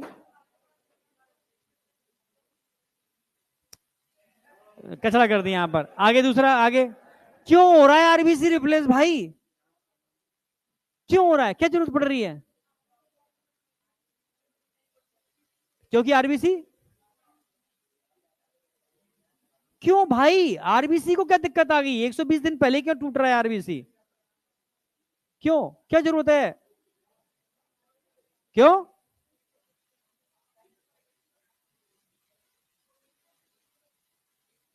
अरे क्यों, कारण क्या है? ए, तुम ताली बजाते ही रह जाओगे मुझे लग रहा है, मतलब समझ रहे हो, मतलब एग्जाम होगा तो कुछ तो सेलेक्ट होते हैं बच्चे, समझ रहे हो, कुछ ताली बजाते हैं उनके लिए, तुम्हें ताली बजानी है बजवानी है? तो यार ये आदत छोड़ो यार, ये तुम तो पीछे वाले बच्चों से कह रहा हूं, समझ रहे हो, ताली बजवाने की आदत डालो, अच्छे रिस्पॉन्स देने की आदत डालो, बच्चों का इंटेंशन तुम्हारी तरफ बढ़े उसकी आदत डालो। उसने आधी बातें सही बोली, बस उसको पूरी बात को मैं कर देता हूँ, तेरी पूरी बात को मैं एक्सप्लेन कर देता हूँ, जो शायद नहीं एक्सेप्ट कर पा रहा। अच्छा, तुम्हें पता है छोटा जब बच्चा यूट्रस के अंदर होता है तो उसका हीमोग्लोबिन हमारे हीमोग्लोबिन जैसा नहीं होता, जानते हो ये वाली बात? नहीं जानते हो? नेचर ने उसको अलग हीमोग्लोबिन दिया है, हमें अलग दिया है। ऐसा क्यों? हमारे हीमोग्लोबिन की ऑक्सीजन बाइंडिंग एफिनिटी एम्ब्रियो के हीमोग्लोबिन की ऑक्सीजन बाइंडिंग एफिनिटी से बहुत कम होती है, उसकी ऑक्सीजन बाइंडिंग एफिनिटी ज्यादा होती है। क्यों? क्योंकि हमारे हीमोग्लोबिन में 2 अल्फा और 2 बीटा चेन होते हैं, उसके हीमोग्लोबिन में 2 अल्फा 2 गामा चेन होते हैं, बीटा चेन होते ही नहीं है उसके हीमोग्लोबिन में। नेचर ने ऐसा क्यों दिया, क्यों कहा? क्योंकि फीटस ने गुहार लगाई ऊपर वाले से कि हे प्रभु, ये तो अन्याय है भाई, अपने लंग्स को तो मैं यूज कर ही नहीं पा रहा, मैं डिपेंडेंट हूं उस मदर के ऊपर। अब मदर आज, समझ रहे हो, ऐसी परिस्थिति में सांस ही नहीं ले पा रही वो, तो उसका पनिशमेंट मुझे क्यों मिल रहा है? मैं तो लेना चाहता हूं ना सांस। भगवान ने कहा ठीक है, तथास्तु, ठीक है, तुझे मैंने एक ऐसा हीमोग्लोबिन दिया जो मदर से भी ज्यादा पावरफुल है। मदर की अगर ऑक्सीजन बाइंडिंग एफिनिटी कम होगी ना, तू मदर से भी खींच लाएगा ऑक्सीजन, तेरी तरफ मूव कर जाएगी, चाहे मदर को कुछ भी हो, मर जाए मदर। समझ रहे हो? तभी तो तुम सब पैरासाइट हो, पैरासाइट थे ड्यूरिंग एम्ब्रियोनिक स्टेज में। पैरासाइट का मतलब है उस भ्रूण को, फीटस को, मदर की लाइफ से कोई मतलब नहीं है, मदर जिंदा रहे या मर जाए, ठीक है, वो अपनी डोमिनेंसी दिखाएगा ही दिखाएगा। समझ रहे हो? उसको पैरासाइट बोलते हैं। तभी तो कहते हैं कि मदर का ऋण नहीं चुकाया जा सकता, इसलिए तो कहते हैं, क्योंकि तुमने, समझ रहे हो, तुम्हारी एक एक हड्डी मदर की हड्डियों से बनी है, उसका ब्रेकडाउन हुआ है या फॉर्मेशन हुआ है, ठीक है, तुम्हारी, समझ एक एक सांस जो है ना, वो सब वहीं से तुम्हें मिली है सारी की सारी। क्योंकि तुम्हारा लिवर काम नहीं करता है, तुम्हारा गट सिस्टम काम ही नहीं करता है, मदर के ब्लड से हो रहा है, तुम्हारे लंग्स काम ही नहीं करते हैं, मदर के लंग्स से तुम्हें सब चीजें मिल रही हैं। तो नेचर ने तुम्हारे हीमोग्लोबिन को चेंज कर दिया, क्योंकि जब भी हमारी सेल के अंदर ग्लाइकोलिसिस होती है तो एक इंटरमीडिएट कंपोनेंट बनता है डीपीजी और बीपीजी, जानते हो ना? ठीक है, ग्लाइकोलिसिस में भी पढ़ोगे भी, ठीक है, 2,3 बाइफॉस्फोग्लिसरेट या 2,3 डाइफॉस्फोग्लिसरेट। जब भी ये बनता है तो इसकी हीमोग्लोबिन से बाइंडिंग एफिनिटी इतनी खतरनाक होती है, ये बनेगा तो बाइंड करेगा ही करेगा, हजारों ऑक्सीजन लाइन में कतार में खड़ी हो, अगर ये बनता है तो जाकर के सीधा बीटा चेन से बाइंड करता है, बंद करता है। हम लोगों का हीमोग्लोबिन कभी भी 100% सेचुरेट हो ही नहीं सकता, इम्पॉसिबल, हो ही नहीं सकता। हमारा एस शेप कर्व कभी भी 100% सेचुरेट होता ही नहीं है, पॉसिबल ही नहीं है भाई, क्योंकि हम अगर जिंदा हैं तो ग्लाइकोलिसिस होगी, चाहे एरोबिक हो या एनारोबिक, दोनों दोनों में होती है, और ग्लाइकोलिसिस होगी तो डीपीजी या बीपीजी बनेगा ही बनेगा, और अगर वो बनेगा तो बाइंड करेगा ही करेगा, नहीं आई क्या? और अगर वो बाइंड करेगा तो आपका हीमोग्लोबिन कभी भी 100% सेचुरेट हो ही नहीं पाएगा। आई या नहीं आई? समझ गए ना मेरी बात? तो इसलिए नेचर ने क्या काम किया, उस बेबी को गिफ्ट किया, समझ रहे हो, बीटा की जगह गामा चेन की, तथास्तु, अब तेरे से कभी भी डीपीजी बीपीजी बाइंड ही नहीं करेगा, और तेरे हीमोग्लोबिन की बाइंडिंग एफिनिटी मदर की हीमोग्लोबिन की बाइंडिंग एफिनिटी से कई गुना ज्यादा होगी। पर ये गिफ्ट तुझे तभी तक मिल रहा है जब तक तू अपने लंग्स को यूटिलाइज नहीं कर रहा, डिपेंडेंट है। पर जैसे ही बेबी बाहर आता है उसके लंग्स एक्सपैंड करते हैं, भगवान कहते हैं बस अब वापस कर, अब वापस कर हीमोग्लोबिन को, तुरंत सारा हीमोग्लोबिन रिप्लेस होता है, 7 दिनों के अंदर पूरा हीमोग्लोबिन रिप्लेस होता है, चेंज होता है, और तेजी से आरबीसी का ब्रेकडाउन होता है ड्यूरिंग रिप्लेसमेंट। जब तेजी से आरबीसी का ब्रेकडाउन होगा तो तेजी से क्या होगा, बिलिरुबिन ब्लूबिन का फॉर्मेशन होगा, नहीं आए क्या? तेजी से होता है, तेजी से एकदम बढ़ता है बढ़ता है बढ़ता है बढ़ता है, किसी किसी के अंदर सीवियर हो जाता है तो डॉक्टर को ट्रीटमेंट देना पड़ता है, नहीं तो वो बढ़ता है फिर तुरंत ही एकदम घटना चालू हो जाता है। देखोगे ठंडी के टाइम पर कहते हैं बच्चे को धूप दिखाओ, नहीं सुना कभी? बच्चा पैदा तो धूप दिखाया करो, सुबह सन जब लाइट करता है तो उसकी वजह से क्या होता है, ये इफेक्ट रिड्यूस हो जाता है, मतलब दिखता नहीं है, मतलब सीवियर इफेक्ट नहीं होता। समझ रहे हो ना मेरी बात? तो समझ में आ गया क्यों एनीमिया के टाइम पर जॉन्डिस होने की प्रोबेबिलिटी बढ़ जाती है। तुम्हारे अंदर जब भी एनीमिया सीवियर होगा तो जॉन्डिस होगी होगी, हाँ है ना, ये कनेक्टेड है, इसलिए यहां पर जॉन्डिस, एनीमिया होगा तो जॉन्डिस होगी होगी। और छोटे बच्चे को जब जॉन्डिस होती है, एनीमिया होता है और बच्चे का जन्म हो जाता है तो डॉक्टर को बचाना मुश्किल हो जाता है, क्योंकि उसकी स्प्लीनोमेगेली हो जाती है, इस केस के अंदर स्प्लीन का साइज बढ़ जाता है, उसका लीवर बर्बाद हो जाता है, खराब हो जाता है, ठीक है, आप समझ रहे हो? उसको जॉन्डिस, सीवियर जॉन्डिस होती है तो बच्चे के मरने की प्रोबेबिलिटी बहुत ज्यादा बढ़ जाती है, तो बचने की प्रोबेबिलिटी बहुत कम होती है, ठीक है, पर ये नहीं कह सकते डेथ ही हो जाएगी, एनीमिया और जॉन्डिस देखने को मिल जाती है। समझ में आया नहीं आया? इसको बोलते हैं एराथ्रोब्लास्टोसिस इन फीटस या एराथ्रोब्लास्टोसिस फेटालिस। कोई डाउट? आपका आंसर समझ में आया? ठीक है, तो पहला बेबी तो ठीक है, कोई दिक्कत नहीं थी, नॉर्मल हो गया, पर सेकंड समझ लो, सेकंड थर्ड इनके केस में ये दिक्कत आएगी, तो लिख दिया है मैंने। सेकंड थर्ड प्रेगनेंसी के केस में अगर बच्चा आरएच पॉजिटिव है, सेम यही केस है, तो ये कंडीशन देखने को मिलेगी ही मिलेगी, इसमें कोई डाउट है? इसको रोका जा सकता है, इस मेमोरी सेल को बनने से रोक लो तुम पहली प्रेगनेंसी में। अगर फर्स्ट प्रेगनेंसी में तुम्हारी मेमोरी सेल नहीं बने तो ये मैकेनिज्म नहीं होगी, आईजीजी नहीं बनेंगे, सेकंड में भी नॉर्मल हो जाएगा। अब रोकने का तरीका क्या है सर? तुम बाहर से आर्टिफिशियली बनी हुई एंटीबॉडी डाल दो यहां पर, जैसे बच्चा बाहर आया और इन आरबीसी को उससे मिलने मत दो, इन आरबीसी को न्यूट्रल कर दो तुम।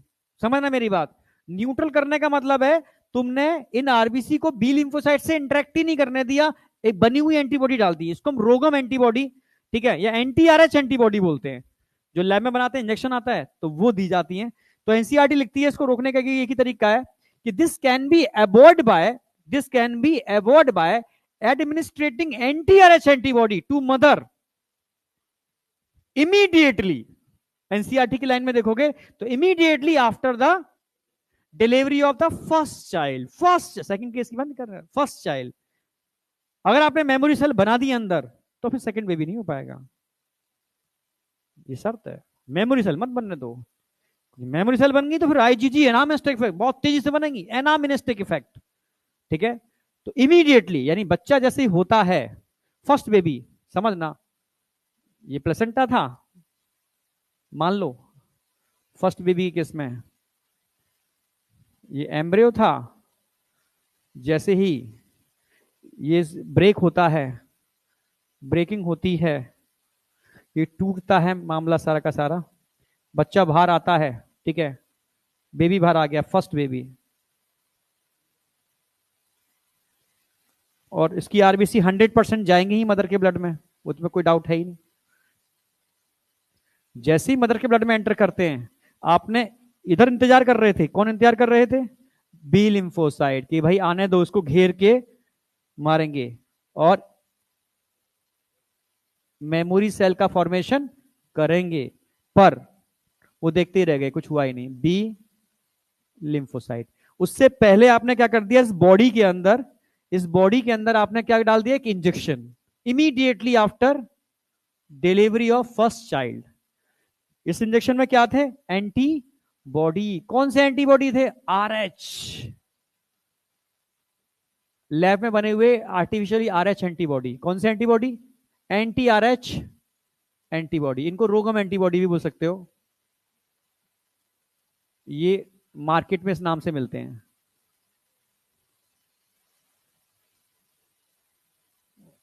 RHOGUM, ठीक है, ठीक है। ये आपने जैसे इंजेक्ट किए तो ये एंटीबॉडी आएंगे, जितने भी आरएच एंटीजन ये एंटर किए होंगे आरबीसी, इन सब से ये बाइंड कर जाएंगे, सारे सारे एंटीबॉडी इस आरबीसी को न्यूट्रल कर देंगे, इसको मिलने ही नहीं देंगे, इससे पहले इसको उड़ा देंगे। समझ गए ना मेरी बात? तो आगे जाकर के मेमोरी सेल का फॉर्मेशन नहीं होगा, मेमोरी सेल का फॉर्मेशन नहीं होगा। मेमोरी सेल का फॉर्मेशन नहीं होगा तो सेकंड बेबी भी क्या हो जाएगा? नॉर्मल, क्योंकि सेकंड बेबी को खतरा मेमोरी सेल से था, बी लिम्फोसाइट से नहीं था, बने ही नहीं, क्योंकि आपने एंटीआरएच एंटीबॉडी को इंजेक्ट कर दिया, उन्होंने आरबीसी को न्यूट्रल कर दिया। अब आइए, नहीं आई, ये लाइन पे डायरेक्ट क्वेश्चन आता है इसलिए मैंने छापी ये लाइन वाली पूरी पूरी, डिट्टो ऐसी, ठीक है। This can be avoid by administrating anti Rh antibody. रोगम तो मैंने बस तुम्हारे नॉलेज के लिए बताया, एंटीआरएच एंटीबॉडी याद रखना है, immediately after delivery of first child. यहां तक कोई डाउट है? यस या नो? हाँ बेटा।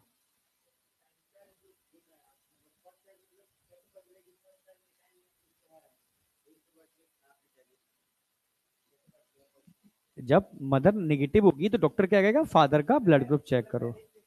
हाँ, हमेशा जब भी आप फर्स्ट विजिट के लिए आते हो, ठीक है, तो सबसे पहले मदर का ब्लड चेक होता है फर्स्ट, ठीक है। अगर नेगेटिव निकला तो तुरंत कहते हैं फादर का क्या है, नहीं है तो उनका चेक कराओ, तुरंत बताओ, ठीक है, स्टैंडर्ड रिपोर्ट चाहिए, तो वो चेक करते हैं। अगर पॉजिटिव है तो भाई आपको ये चीज है, नहीं तो फिर खत्म, फिर तो हो गया ना, वो केस बता तो रहा था मैं, डाइन चुड़ैल खा गई, नहीं आया क्या, ठीक है, वो उसको पता ही नहीं था, वही मदर को क्या पता, भाई पहला बेबी तो नॉर्मल हो गया, पर उसके बाद, या सोचो पहला बेबी अगर किसी तरीके से एबॉर्ट हो जाए, समझ गए ना मेरी बात, फर्स्ट बेबी उसका एबॉर्ट हो गया किसी और कारण से, फिर तो कभी बेबी कंसीव ही नहीं कर पाएगी। एबॉर्ट होने का मतलब वो क्लीन तो कराना पड़ेगा, निकालना पड़ेगा बाहर, प्लेसेंटा अलग होगा। अलग होगा तो फिर तो मिक्सिंग हो चुकी है, यानी ये चीजें हो चुकी हैं। या उसने गलती से नेगेटिव का ब्लड है, तो गलती से ओ नेगेटिव था उसका, उसकी लाइफ में गलती से कभी ब्लड की जरूरत पड़ी और ओ पॉजिटिव चढ़ा दिया। ओ चेक किया, आरएच सपोज मेरे पास 3 बाइल थी, एक बाइल टूट गई, अर्जेंट ब्लड थी, तो मैंने देखता हूँ क्या ब्लड ग्रुप है, और ओ मैच कर रहा है, चढ़ा दो। नहीं आया क्या, जाके वो नेगेटिव थी और मैंने गलती से क्या करा दिया, पॉजिटिव चढ़ा दिया, तो क्या हो जाएगा, उसकी बॉडी के अंदर आरएच एंटीबॉडी बन गए, मेमोरी सेल बन गए। फिर जब उसकी मैरिज होगी और बेबी कंसीव करेगी तो पहला बेबी मर जाएगा। इसलिए बहुत ध्यान रखा जाता है नेगेटिव वाले लोगों को, जब भी ब्लड चढ़े तो नेगेटिव ही होना चाहिए, समझ। तभी तो ओ नेगेटिव को यूनिवर्सल डोनर बोला है, ओ पॉजिटिव को यूनिवर्सल डोनर नहीं बोला। तो मेरी बात समझ रहे हो ना, किसके समझ में नहीं आ रही, ये इम्यूनिटी की बात बता रहा हूं, क्योंकि ये बात यहां से हटकी है, 12th वाली बात है, 12th के चैप्टर की। हाँ बेटा, आईजीजी बनेगा, कब बनेगा पहले समझो। अभी उसके अंदर ये पहला ये केस हो चुका है, ये अरे यार, उसके अंदर ये केस हो चुका है, ये केस, अरे यार, ये केस हो चुका है, यानी ये केस ये यहां से नहीं हुआ, गलती से उसको क्या कर दिया, पॉजिटिव ब्लड चढ़ा दिया, और चढ़ाने की वजह से ये अंदर चले गए और ये बन चुका है, आईजीएम बन चुका है। पर जब पहला बेबी कंसीव करेगी और लीकेज हो गई, लीकेज तो होगी, तो आईजीजी बन जाएगा, वो अंदर जाकर के बेबी को अंदर ही मार देगा। छठवां महीना भी हो सकता है, 7वां भी हो सकता है, 8वां भी हो सकता है, 9वां भी हो सकता है, समझ रहे हैं मेरी बात, मार भी सकता है, या उसको जॉन्डिस कर देगा, एनीमिया कर देगा, स्प्लिनोमेगेली हो जाएगी, ऐसा बच्चे का जन्म भी होगा पर वो बहुत बीमार होगा, मर जाएगा बाद में जाकर के। आई या नहीं आई, समझ गया ना। और कोई डाउट डाउट, इसलिए जब भी कोई किसी का blood group specially female negative है, तो उसको ब्लड लेते समय, ठीक है, हमेशा ध्यान रखना नेगेटिव ही लेना पड़ेगा, समझे या नहीं समझे। नेगेटिव है और उसको पता नहीं था कि वो मतलब नेगेटिव है, और उसने पहला बेबी कंसीव कर लिया, एबॉर्ट हो गया, ठीक है, तो बहुत मतलब ध्यान रखना पड़ेगा इस चीज का भी, ठीक है। बेबी कंसीव, तभी तो डॉक्टर क्या करता है, बेबी कंसीव होते ही ट्रीटमेंट चालू करता है। एनसीईआरटी लिखती है immediately after the delivery of the first baby. Real life में ऐसा नहीं होता, रियल लाइफ में तो बेबी कंसीव करने के बाद ही मैकेनिज्म चालू हो जाती है इंजेक्शन लगने की, मल्टीपल टाइम इंजेक्शन लगते हैं, समझ, गलती से भी एक भी लीकेज ना कर जाए, इसलिए पूरा प्रॉपर इसको प्रोटेक्ट किया जाता है, ठीक है, रियल लाइफ में। अब कोई डाउट है तो बताओ मुझे यहां तक, कोई नहीं, कोई पीछे, पीछे बेटा,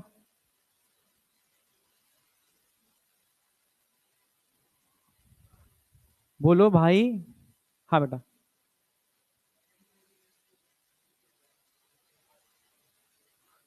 तो सेकंड तो हो जाएगा पर थर्ड में दिक्कत आ जाएगी। हाँ, सेम ऐसे ही, सेम ऐसे ही, अगला तभी होगा पहले में ट्रीटमेंट करा लोगे, समझ रहे हो, आई या नहीं आई। अच्छा, एक केस और, एक केस और लिख रहा हूं मैं, लिख रहे हो अभी, ये वाला लिखो, आग जेनेटिक्स और लिख लो थोड़ी सी, क्योंकि फादर भी होमोजाइगस है हेटेरोजाइगस है समझना पड़ेगा। अगर फादर आरएस पॉजिटिव है पर हेटेरोजाइगस है तो कोई दिक्कत नहीं है, 50% बच्चा पॉजिटिव भी हो सकता है, 50% बच्चा नेगेटिव भी हो सकता है, ठीक है। मदर नेगेटिव तभी होगी जब वो होमोजाइगस होगी, रिसेसिव, तो कोई दिक्कत नहीं है। फिर क्या है, पॉजिटिव का मतलब है मदर की इम्यून सिस्टम जानती है आरएच एंटीजन क्या है, तो कभी भी उसके अगेंस्ट एंटीबॉडी नहीं बनाएगी। एक ही दिक्कत एक ही है, नेगेटिव है, मतलब उसका इम्यून सिस्टम जानता ही नहीं आरएच है क्या, और जब भी बाहर से आरएच आएगा तो करे दुश्मन आ गया, तुरंत मेमोरी सेल बना देगी। हाँ,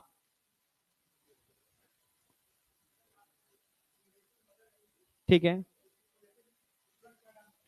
नहीं, यही तो मैं समझा रहा हूं, अगर मदर नेगेटिव है तो गलती से भी पॉजिटिव मत चढ़ा देना है,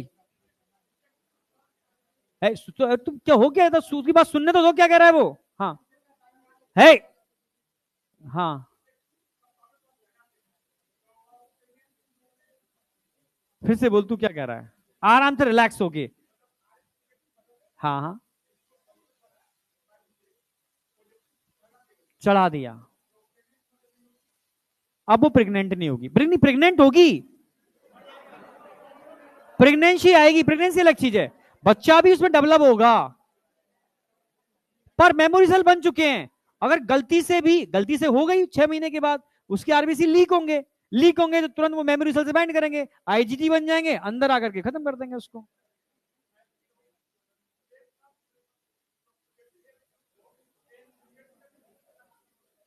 ए पॉजिटिव को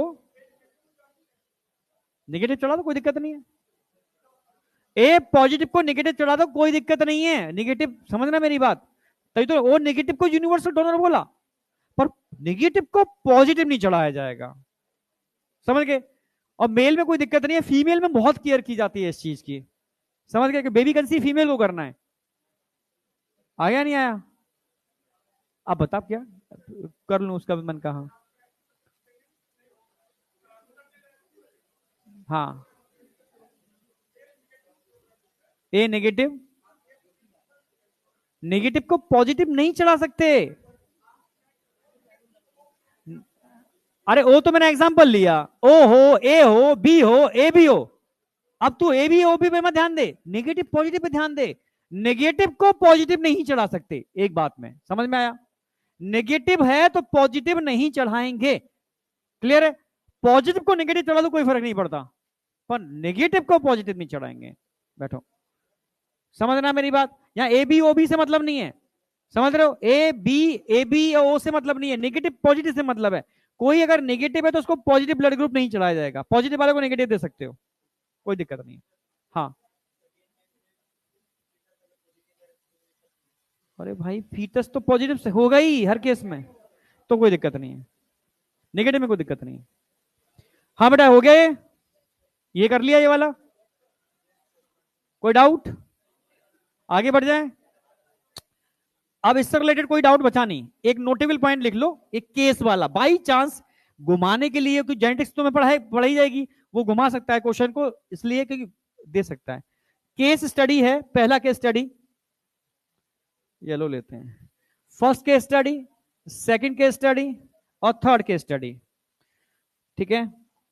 फर्स्ट केस स्टडी के अंदर मान लो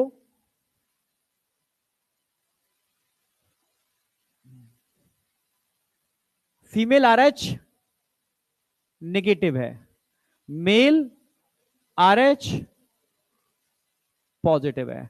second case study, female male, ये भी जेनेटिक्स में पढ़ाई जाएगी, पर मैं यहां से कोरिलेट कर दे रहा हूं, ये भी आरएच नेगेटिव है और ये आरएच पॉजिटिव है। अब आरएच पॉजिटिव के दो केस हो सकते हैं, समझना मेरी बात। अगर जेनेटिक्स के अंदर जाऊं मैं तो दो केस होंगे, नेगेटिव का एक ही केस होगा, स्मॉल डी, क्योंकि आरएच एंटीजन डी एंटीजन होता है ना। पॉजिटिव का एक केस ये तो हो सकता है कैपिटल डी, या ऐसा केस हो सकता है कैपिटल डी और स्मॉल डी, ठीक है। ये केस आ सकते हैं जेनेटिक्स के अंदर। अगर ऐसी केस स्टडी हुई तो कंडीशन क्या आ रही है, यहां पर क्या होंगे, ऑल कैसे होंगे, ऑल फीटस कैसे होंगे, आरएच, यहां कैसे होंगे, अरे सॉरी, यहां कैसे होंगे, 50% तो होंगे बेटा और 50% होंगे आरएच।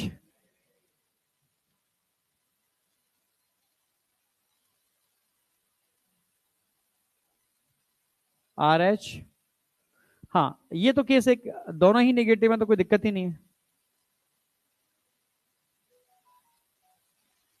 ये भी आरएच नेगेटिव है, ये भी आरएच नेगेटिव है, तो क्या होगा, small D small D small D small D, ठीक है। ऑल कैसे होंगे, आरएच नेगेटिव, इसमें ऑल आर एच पॉजिटिव, इसमें ऑल आर नेगेटिव, और 50-50% का केस यही आएगा कि अगर जो मेल है वो हेटर हो जाएगा सर, ठीक है, आर एच पॉजिटिव है पर हेटर हो जाएगा सर। ये केस स्टडी को लिख लो, बाई चांस टिल्ट करने की कोशिश की तो। यहां तक कोई डाउट है? आगे बढ़ रहे हैं,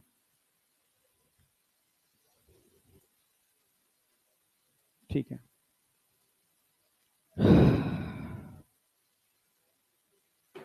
स्लाइड पीछे, ये रह गया है अभी, अरे भाई तो आप पड़ोसी पड़ोसियों को यूज करो। अब तो जब इतना पीछे रह जाओ तो तुम्हें जब बच्चे लिख रहे हैं आसपास के, क्या करते हैं ये लोग फिर? पछताओगे जब कोर्स बहुत ज्यादा हो जाएगा ना। पर ढूंढोगे भाई कॉपी दे दे, ये कर दे, कास्ट नोट्स बना लेता। अभी टाइम है। तो कहाँ है? वो तो कह रहा है कोई नहीं है। तो कुछ चीजें ऐड कर रहे हो ना, ये वाली ऐड की नहीं की तो दिखा दो ना उसको यार।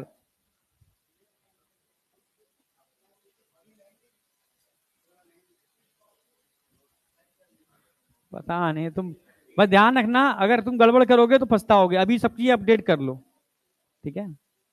हो गया बेटा? अब मैं एंटर कर रहा हूं, what is lymph. Last blood complete हो चुका है, यहां तक टेस्ट में जो आएगा कंप्लीट है आपका, टेस्ट आपका कंप्लीट, ठीक है? अब बात करेंगे लिम्फ। नहीं, लिम्फ में लिम्फ भी आ सकता है, ठीक है, लिम्फ भी आएगा। लिम्फ होता क्या है? पर एक लाइन समझो मेरी बात। ब्लड में जितने भी फ्लूइड होते हैं, सुन रहे हो क्या? चाहे वो आंखों में भरा हुआ एक्वस ह्यूमर हो, ठीक है, चाहे वो आंखों वाली एक्सरसाइज कर रहे हो तुम क्या? कितने लोग करते हैं? हाथ उठाओ। सच बोलना, झूठ बोलोगे सिलेक्शन नहीं होगा। सच बोलो।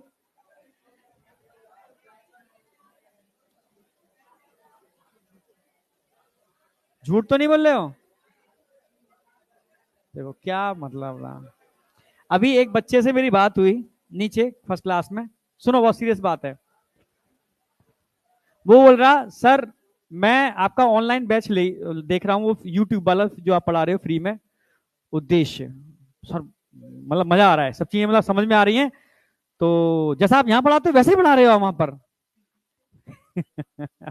तो मैंने समझाया कि बेटा टीचर चाहे मतलब कहीं पढ़ाए, वो पैसों की वजह से नहीं पढ़ाता, ठीक है? पैसा एक अलग चीज होती है, सामने स्टूडेंट होता है, उसमें उसको सिलेक्शन दिख रहा होता है, तो वो चाहे फ्री में पढ़ाए चाहे पैसे से पढ़ाए, चाहे, समझ रहा है मेरी बात, वो पूरी जान लगा के पढ़ाएगा। समझना मेरी बात। तो उसका मतलब तुम्हें तुम्हें तुम्हें क्या लगा तुम्हारा पैसा नहीं जा रहा? तो तुम्हें, जैसे मैं अपना एग्जांपल बताऊं, एक एक प्रोग्राम था बच्चों के लिए, अच्छा भी है वैसे, इनर इंजीनियरिंग, ठीक है, जानते हो इनर इंजीनियरिंग? ठीक है, सदगुरु का एक प्रोग्राम है, उन्होंने बच्चों के लिए डिजाइन किया है, ठीक है, मतलब बच्चों के लिए, सबके लिए किया है, यंगर्स के लिए किया है, लोग थोड़ा जो अपने को इंप्रूव करना चाहते हैं इंटरनल, उनके लिए किया था। लॉकडाउन में, लॉकडाउन जब चल रहा था तो उन्होंने उस प्रोग्राम को फ्री किया था। वो कॉस्ट उसका अच्छा खासा कॉस्ट होता है, ठीक, हाँ 4000 5000, तो मतलब फ्री कर दिया था कि आप उसको कर सकते हो, ठीक है? मैंने खुश था, मैं बहुत वेट किया था, फ्री में मिल रहा है, फ्री में मिल रहा है, कर लेते हैं, ठीक है? तो मैंने उसको डाउनलोड कर लिया। अब मैंने शुरू के शायद पहला लेक्चर देखा था,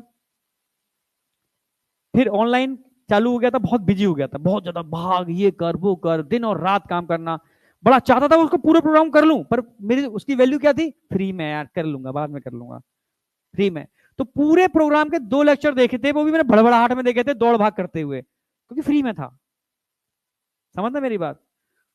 वैल्यू नहीं दी मैंने, बीच में जरूरत पड़ी, मैंने पैसे से खरीदा, ठीक है, उसी प्रोग्राम को दोबारा से। अब पैसे से खरीदा है तो क्या करूंगा? पैसे बर्बाद ना हो जाए, टाइम निकालूंगा मैं करूंगा उसको। समझ में आया? पैसे की वैल्यू, चीज वही है, पर जहां पैसा जाता है वहां सिंसियरिटी, सीरियसनेस आ जाती है। ऑनलाइन ऑफलाइन में क्या था? ऑनलाइन का कोर्स 4000 का, कौन सा 4000 ही तो गए, फिर कर लेंगे, दूसरा ले लेंगे, ठीक है, 3 ले लेते हैं, एक नहीं दूसरा लॉन्च हो रहा वो ले लेते हैं। सिंसियरिटी नहीं आ रही है, ठीक है? आप पेरेंट्स के अंदर भी नहीं आ रही है, पेरेंट्स तो बच्चा पढ़ता नहीं पढ़ता है, पढ़ लेगा सर, ठीक है, 4000 ही तो गए, नहीं समझ में आया?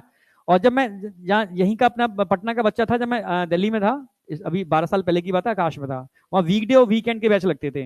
वीकडे का मतलब 4 दिन, वीकेंड का मतलब 2 दिन, ठीक है? तो पेरेंट्स आते थे, तो मैं मुझसे पूछते सर किस बैच में कराते हैं, तो मैं कहता था वीकेंड में कराओ, ठीक है? वीकेंड में क्यों कराएं सर, 2 ही दिन तो पढ़ाओगे, पैसे तो एक ही हैं दोनों के, फीस तुम उतनी ले रहे हो दोनों की, और एक तुम 4 दिन पढ़ा रहे हो, एक 2 दिन पढ़ा रहे हो, तो हम 2 दिन क्यों पढ़ेंगे, हम तो ज्यादा पढ़ेंगे, पैसे वसूल कर रहे हैं ना। जबकि मैंने कहा वीकेंड से सिलेक्शन रेट ज्यादा है। गर्दन हिलाने से काम नहीं चलेगा, ठीक है? पिटेगा तू अभी, बहुत पिटेगा, ध्यान रख ले। अरे इतने तो गहरी नींद में सो जाते हैं यार, बहुत पिट जाएगा इस बार, ध्यान के लिए। मैं उठ के वहां आऊंगा, अब पीटना चालू करूंगा मैं। इधर आओ, समझ में आया? ये कहना चाह रहा हूं कि सिंसियरिटी सिलेक्शन पैसे से हो जाता है, फ्री में नहीं हो पाता। जब पैसा जाता है तो डेडिकेशन आता है, पैसा जाता है तो सिंसियरिटी आती है। बच्चों में तो आती है, पेरेंट्स में आती है। 2.5 लाख रुपए गए, फोन करके पूछेंगे पढ़ रहा है नहीं पढ़ रहा, तेरे मार्क्स कम कैसे आ रहे हैं, 2.5 लाख रुपए गए। एक मेंटल प्रेशर होता है, 2.5 लाख गए, सिलेक्शन चाहिए इस साल, 2.5 लाख गए, तू समझ रही है, 2.5 लाख तेरे उसके भी जा रहे हैं हॉस्टल के, सिलेक्शन चाहिए। तो बच्चा आधा तो प्रेशर में सी में आ गया, वो तेरी 5 लाख का खर्चा हो रहा है, 5 लाख रुपए वसूल करने हैं। तो बच्चा एक्चुअल में कंटेंट से सिलेक्शन नहीं होता, सिलेक्शन आपकी सिंसियरिटी से होता है, सिलेक्शन पेरेंट्स की सिंसियरिटी से होता है।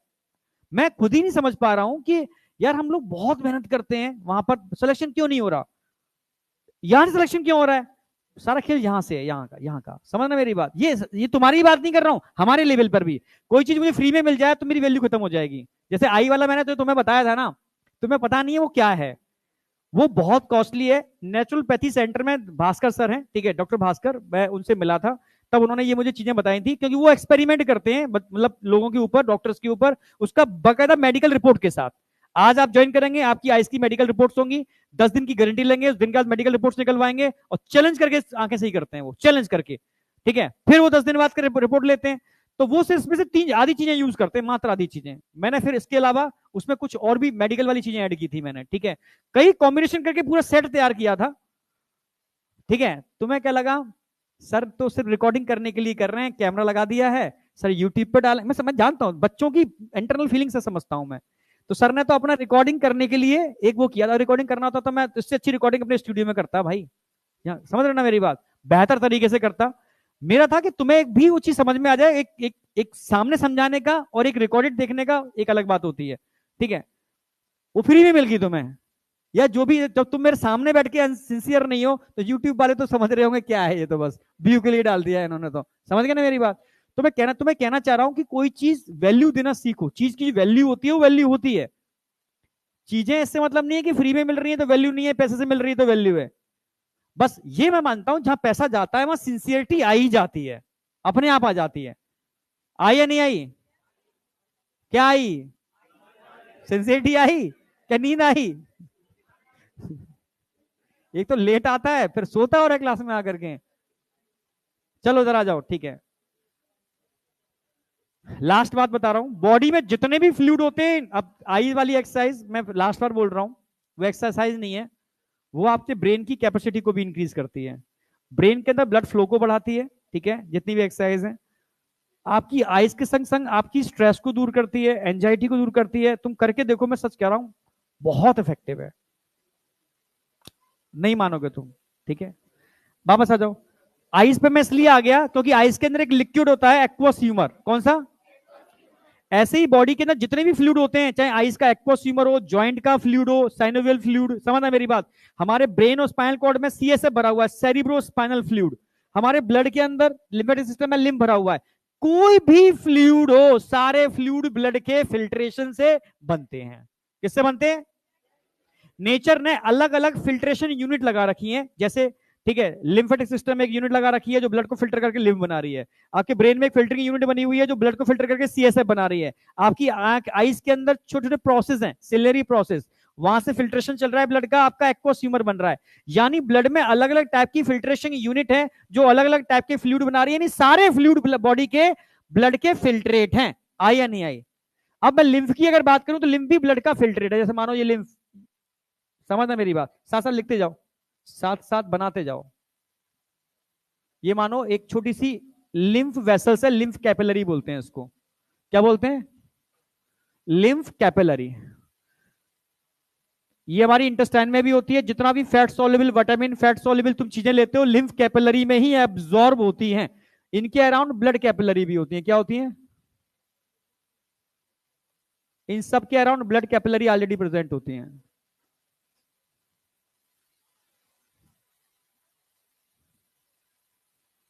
Dense network of blood capillary इनके अराउंड होता ही है। और ब्लड कैपिलरी और लिम्फ कैपिलरी के बीच में कुछ सेल्स होते हैं, इनको इंटरस्टिशियल सेल्स बोलते हैं, क्या बोलते हैं, इंटरस्टिशियल सेल्स इनके बीच में होते हैं।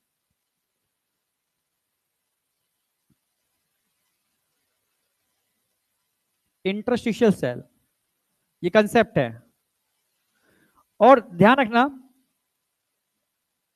ब्लड कैपिलरी में से ब्लड का क्या होगा, धीरे धीरे फिल्ट्रेशन, फिल्ट्रेशन होकर के ये आसपास के जगह पर एक्यूमुलेट होगा, पर वो एग्जैक्ट ब्लड नहीं होगा, ब्लड का फिल्ट्रेट होगा, फिर वो अगेन फिल्टर करेगा, फिल्टर करके वो अगेन यहां पर आसपास की कैपिलरी में चला जाएगा, 2 बार फिल्ट्रेशन हो रहा है। ठीक है, अब समझने की कोशिश करना थोड़ा सा, यहां से फिल्टर होकर के ये फिल्ट्रेट कहां पहुंचा, यहां पर इंटरस्टिशियल स्पेस के अंदर, हाँ या ना, ये इंटरस्टिशियल स्पेस में पहुंच रहा है। बस स्क्रीन का यूज किया करो लिखने के लिए, समझने और देखने के लिए स्क्रीन का यूज मत करो। इस तरीके से जा रहा है ये, और यहां पर एक फ्लूइड बन रहा है, फ्लूइड, ब्लड का फिल्ट्रेट, इसको इंटरस्टिशियल फ्लूइड बोलेंगे, क्या बोलेंगे, इंटरस्टिशियल फ्लूइड, ये बन रहा है इंटरस्टिशियल फ्लूइड, इंटरस्टिशियल फ्लूइड, ये पूरा इंटरस्टिशियल फ्लूइड है। ये एरो बता रहे हैं कि ब्लड फिल्टर होके जा रहा है इस स्पेस के अंदर, इस स्पेस को बोलेंगे इंटरस्टिशियल स्पेस।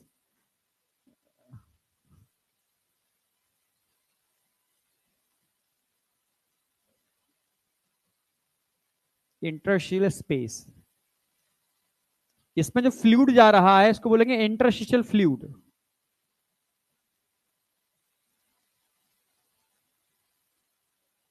इंटरस्टिशियल फ्लूइड, समझ रहे हो।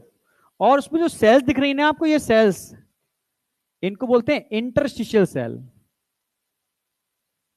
इंटरस्टिशियल सेल्स, समझ रहे हो ना मेरी बात। ये जो आपको दिख रही है ब्लड कैपिलरी है, क्या है, ब्लड कैपिलरी, ब्लड कैपिलरी, और यहां जो दिख रही है ये लिम्फ कैपिलरी है, लिम्फ कैपिलरी, लिम्फ कैपिलरी को हम लैक्टेल्स बोलते हैं।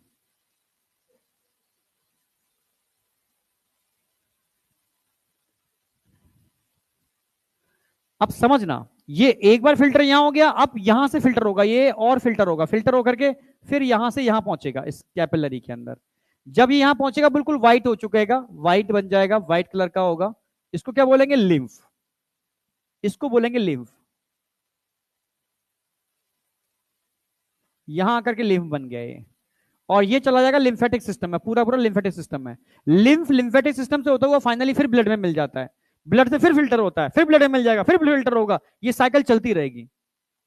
ये ब्लड का भी फाइन मटेरियल हो गया, जहां ब्लड नहीं पहुंच सकता यहां लिम्फ पहुंचेगा। एक्चुअल में लिम्फ है क्या, अगर मैं लिम्फ की बात करूं,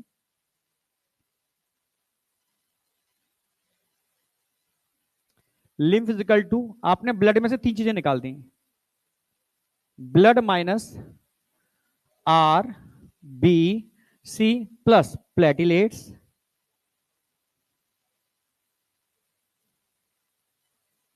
प्लस मैक्रो, बड़े साइज के प्रोटीन, जैसे प्रोथ्रोम्बिन, फिब्रिनोजन, ग्लोबुलिन, एल्बुमिन छोटे साइज की होती है, मैक्रो प्रोटीन, मैक्रो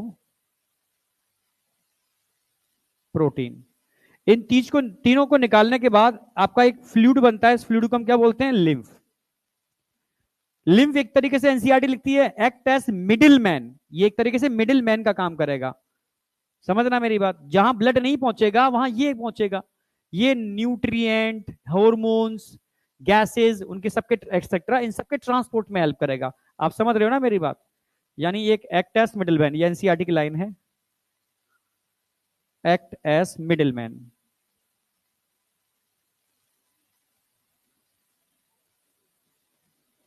फॉर है, क्लास से बाहर निकाल दूंगा, ध्यान रखना, और एंट्री भी नहीं करने दूंगा अगर बदतमीजी की तो, मैं खुद ही इतना तुम्हें हंसा देता हूँ, चीजें कर देता हूँ, रिलैक्स मोड में रहो, वो इसलिए कि तुम्हारा ब्रेन कभी मतलब ऐसा फील ना करे कि तुम बहुत प्रेशर में पढ़ रहे हो, क्योंकि प्रेशर तुम लोगों पर रहता है, क्योंकि वो आगे बढ़ेगा प्रेशर, मेरा काम है प्रेशर को रिमूव करना, थोड़ा सा स्ट्रेस तुम्हारा रिलीज हो, और तुम्हारा पढ़ाई से बड़ा मन लगे, तुम मतलब इंजॉय करो पढ़ाई को, उसका मतलब बदतमीजी नहीं है, डिसिप्लिन में रहना सबसे बहुत इंपॉर्टेंट रोल प्ले करता है, act as middle man for transport of number 1, जैसे न्यूट्रिएंट, जैसे हॉर्मोन्स, जैसे ठीक है गैसेस एटसेट्रा कर दो। ठीक है, इन सबके, क्योंकि जहां वो नहीं पहुंचेगा यहां ये पहुंचेगा। समझ गए ना मेरी बात? ये कंसेप्ट है। अब एक डिफरेंस लिखा रहा हूं जरा सा 4 लाइनों का, उससे नीट के ये पूरे सारे क्वेश्चन सॉल्व हो जाएंगे और एनसीईआरटी का पूरा पैरास के अंदर आ जाएगा। ठीक है, बस एक डिफरेंस और लिखाऊंगा, ये आज हमारा पूरा फ्लूइड वाला पार्ट खत्म हो जाएगा।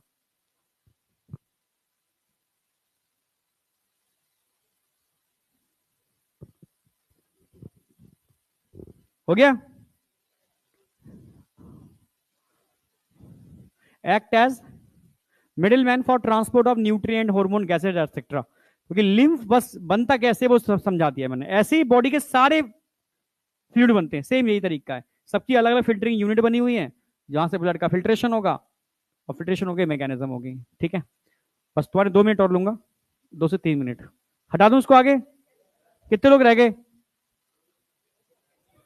थोड़ा हेल्प करो आसपास में बच्चे जो कर चुके हैं। हाँ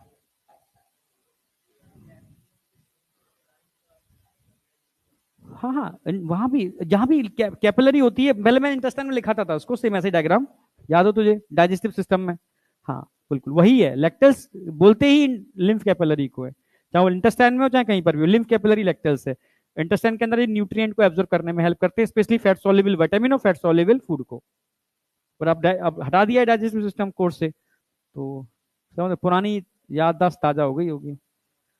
हाँ, लास्ट में लिम्फ और ब्लड में थोड़ा सा अंतर है, एक लाइन का। एक लाइन का मतलब है थोड़ा सा ही है, एक लाइन तो भूल गया मैं। इधर लिम्फ लिखते हैं, इधर हम ब्लड लिखते हैं। अगर मैं आपसे ब्लड की बात करूं, ये ब्लड की बात चल रही है इधर, ठीक है, इधर लिम्फ की बात चल रही है इधर। लिम्फ कैसा होता है, कलरलेस है कलर्ड?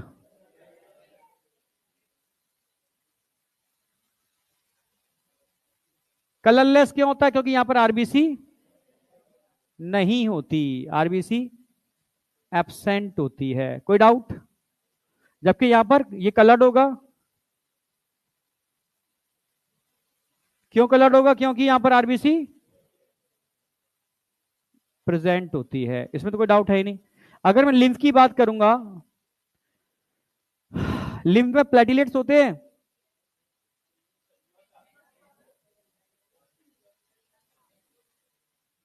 नहीं होते ना। ठीक है, अगर लिम्फ की बात करूंगा तो डब्ल्यूबीसी कैसे होंगे यहां पर? मोर होंगे, प्रेजेंट होंगे पर बहुत ज्यादा। ठीक है, यहां पर प्लेटलेट्स होते हैं?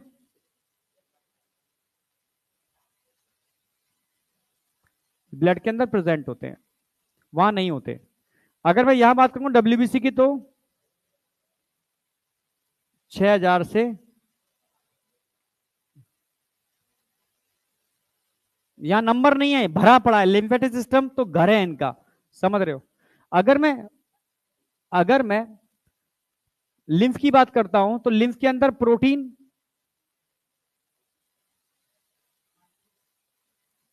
लेस होंगे। लेस का मतलब ओनली माइक्रो प्रोटीन होंगे, मैक्रो नहीं होंगे।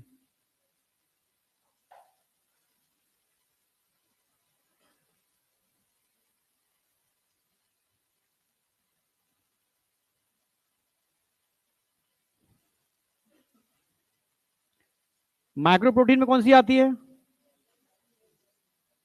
ओनली एल्बुमिन प्रेजेंट होगी, और एल्बुमिन कितना परसेंट होती है? 4%।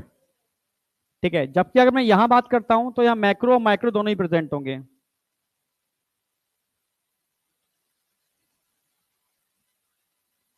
माइक्रो भी हैं,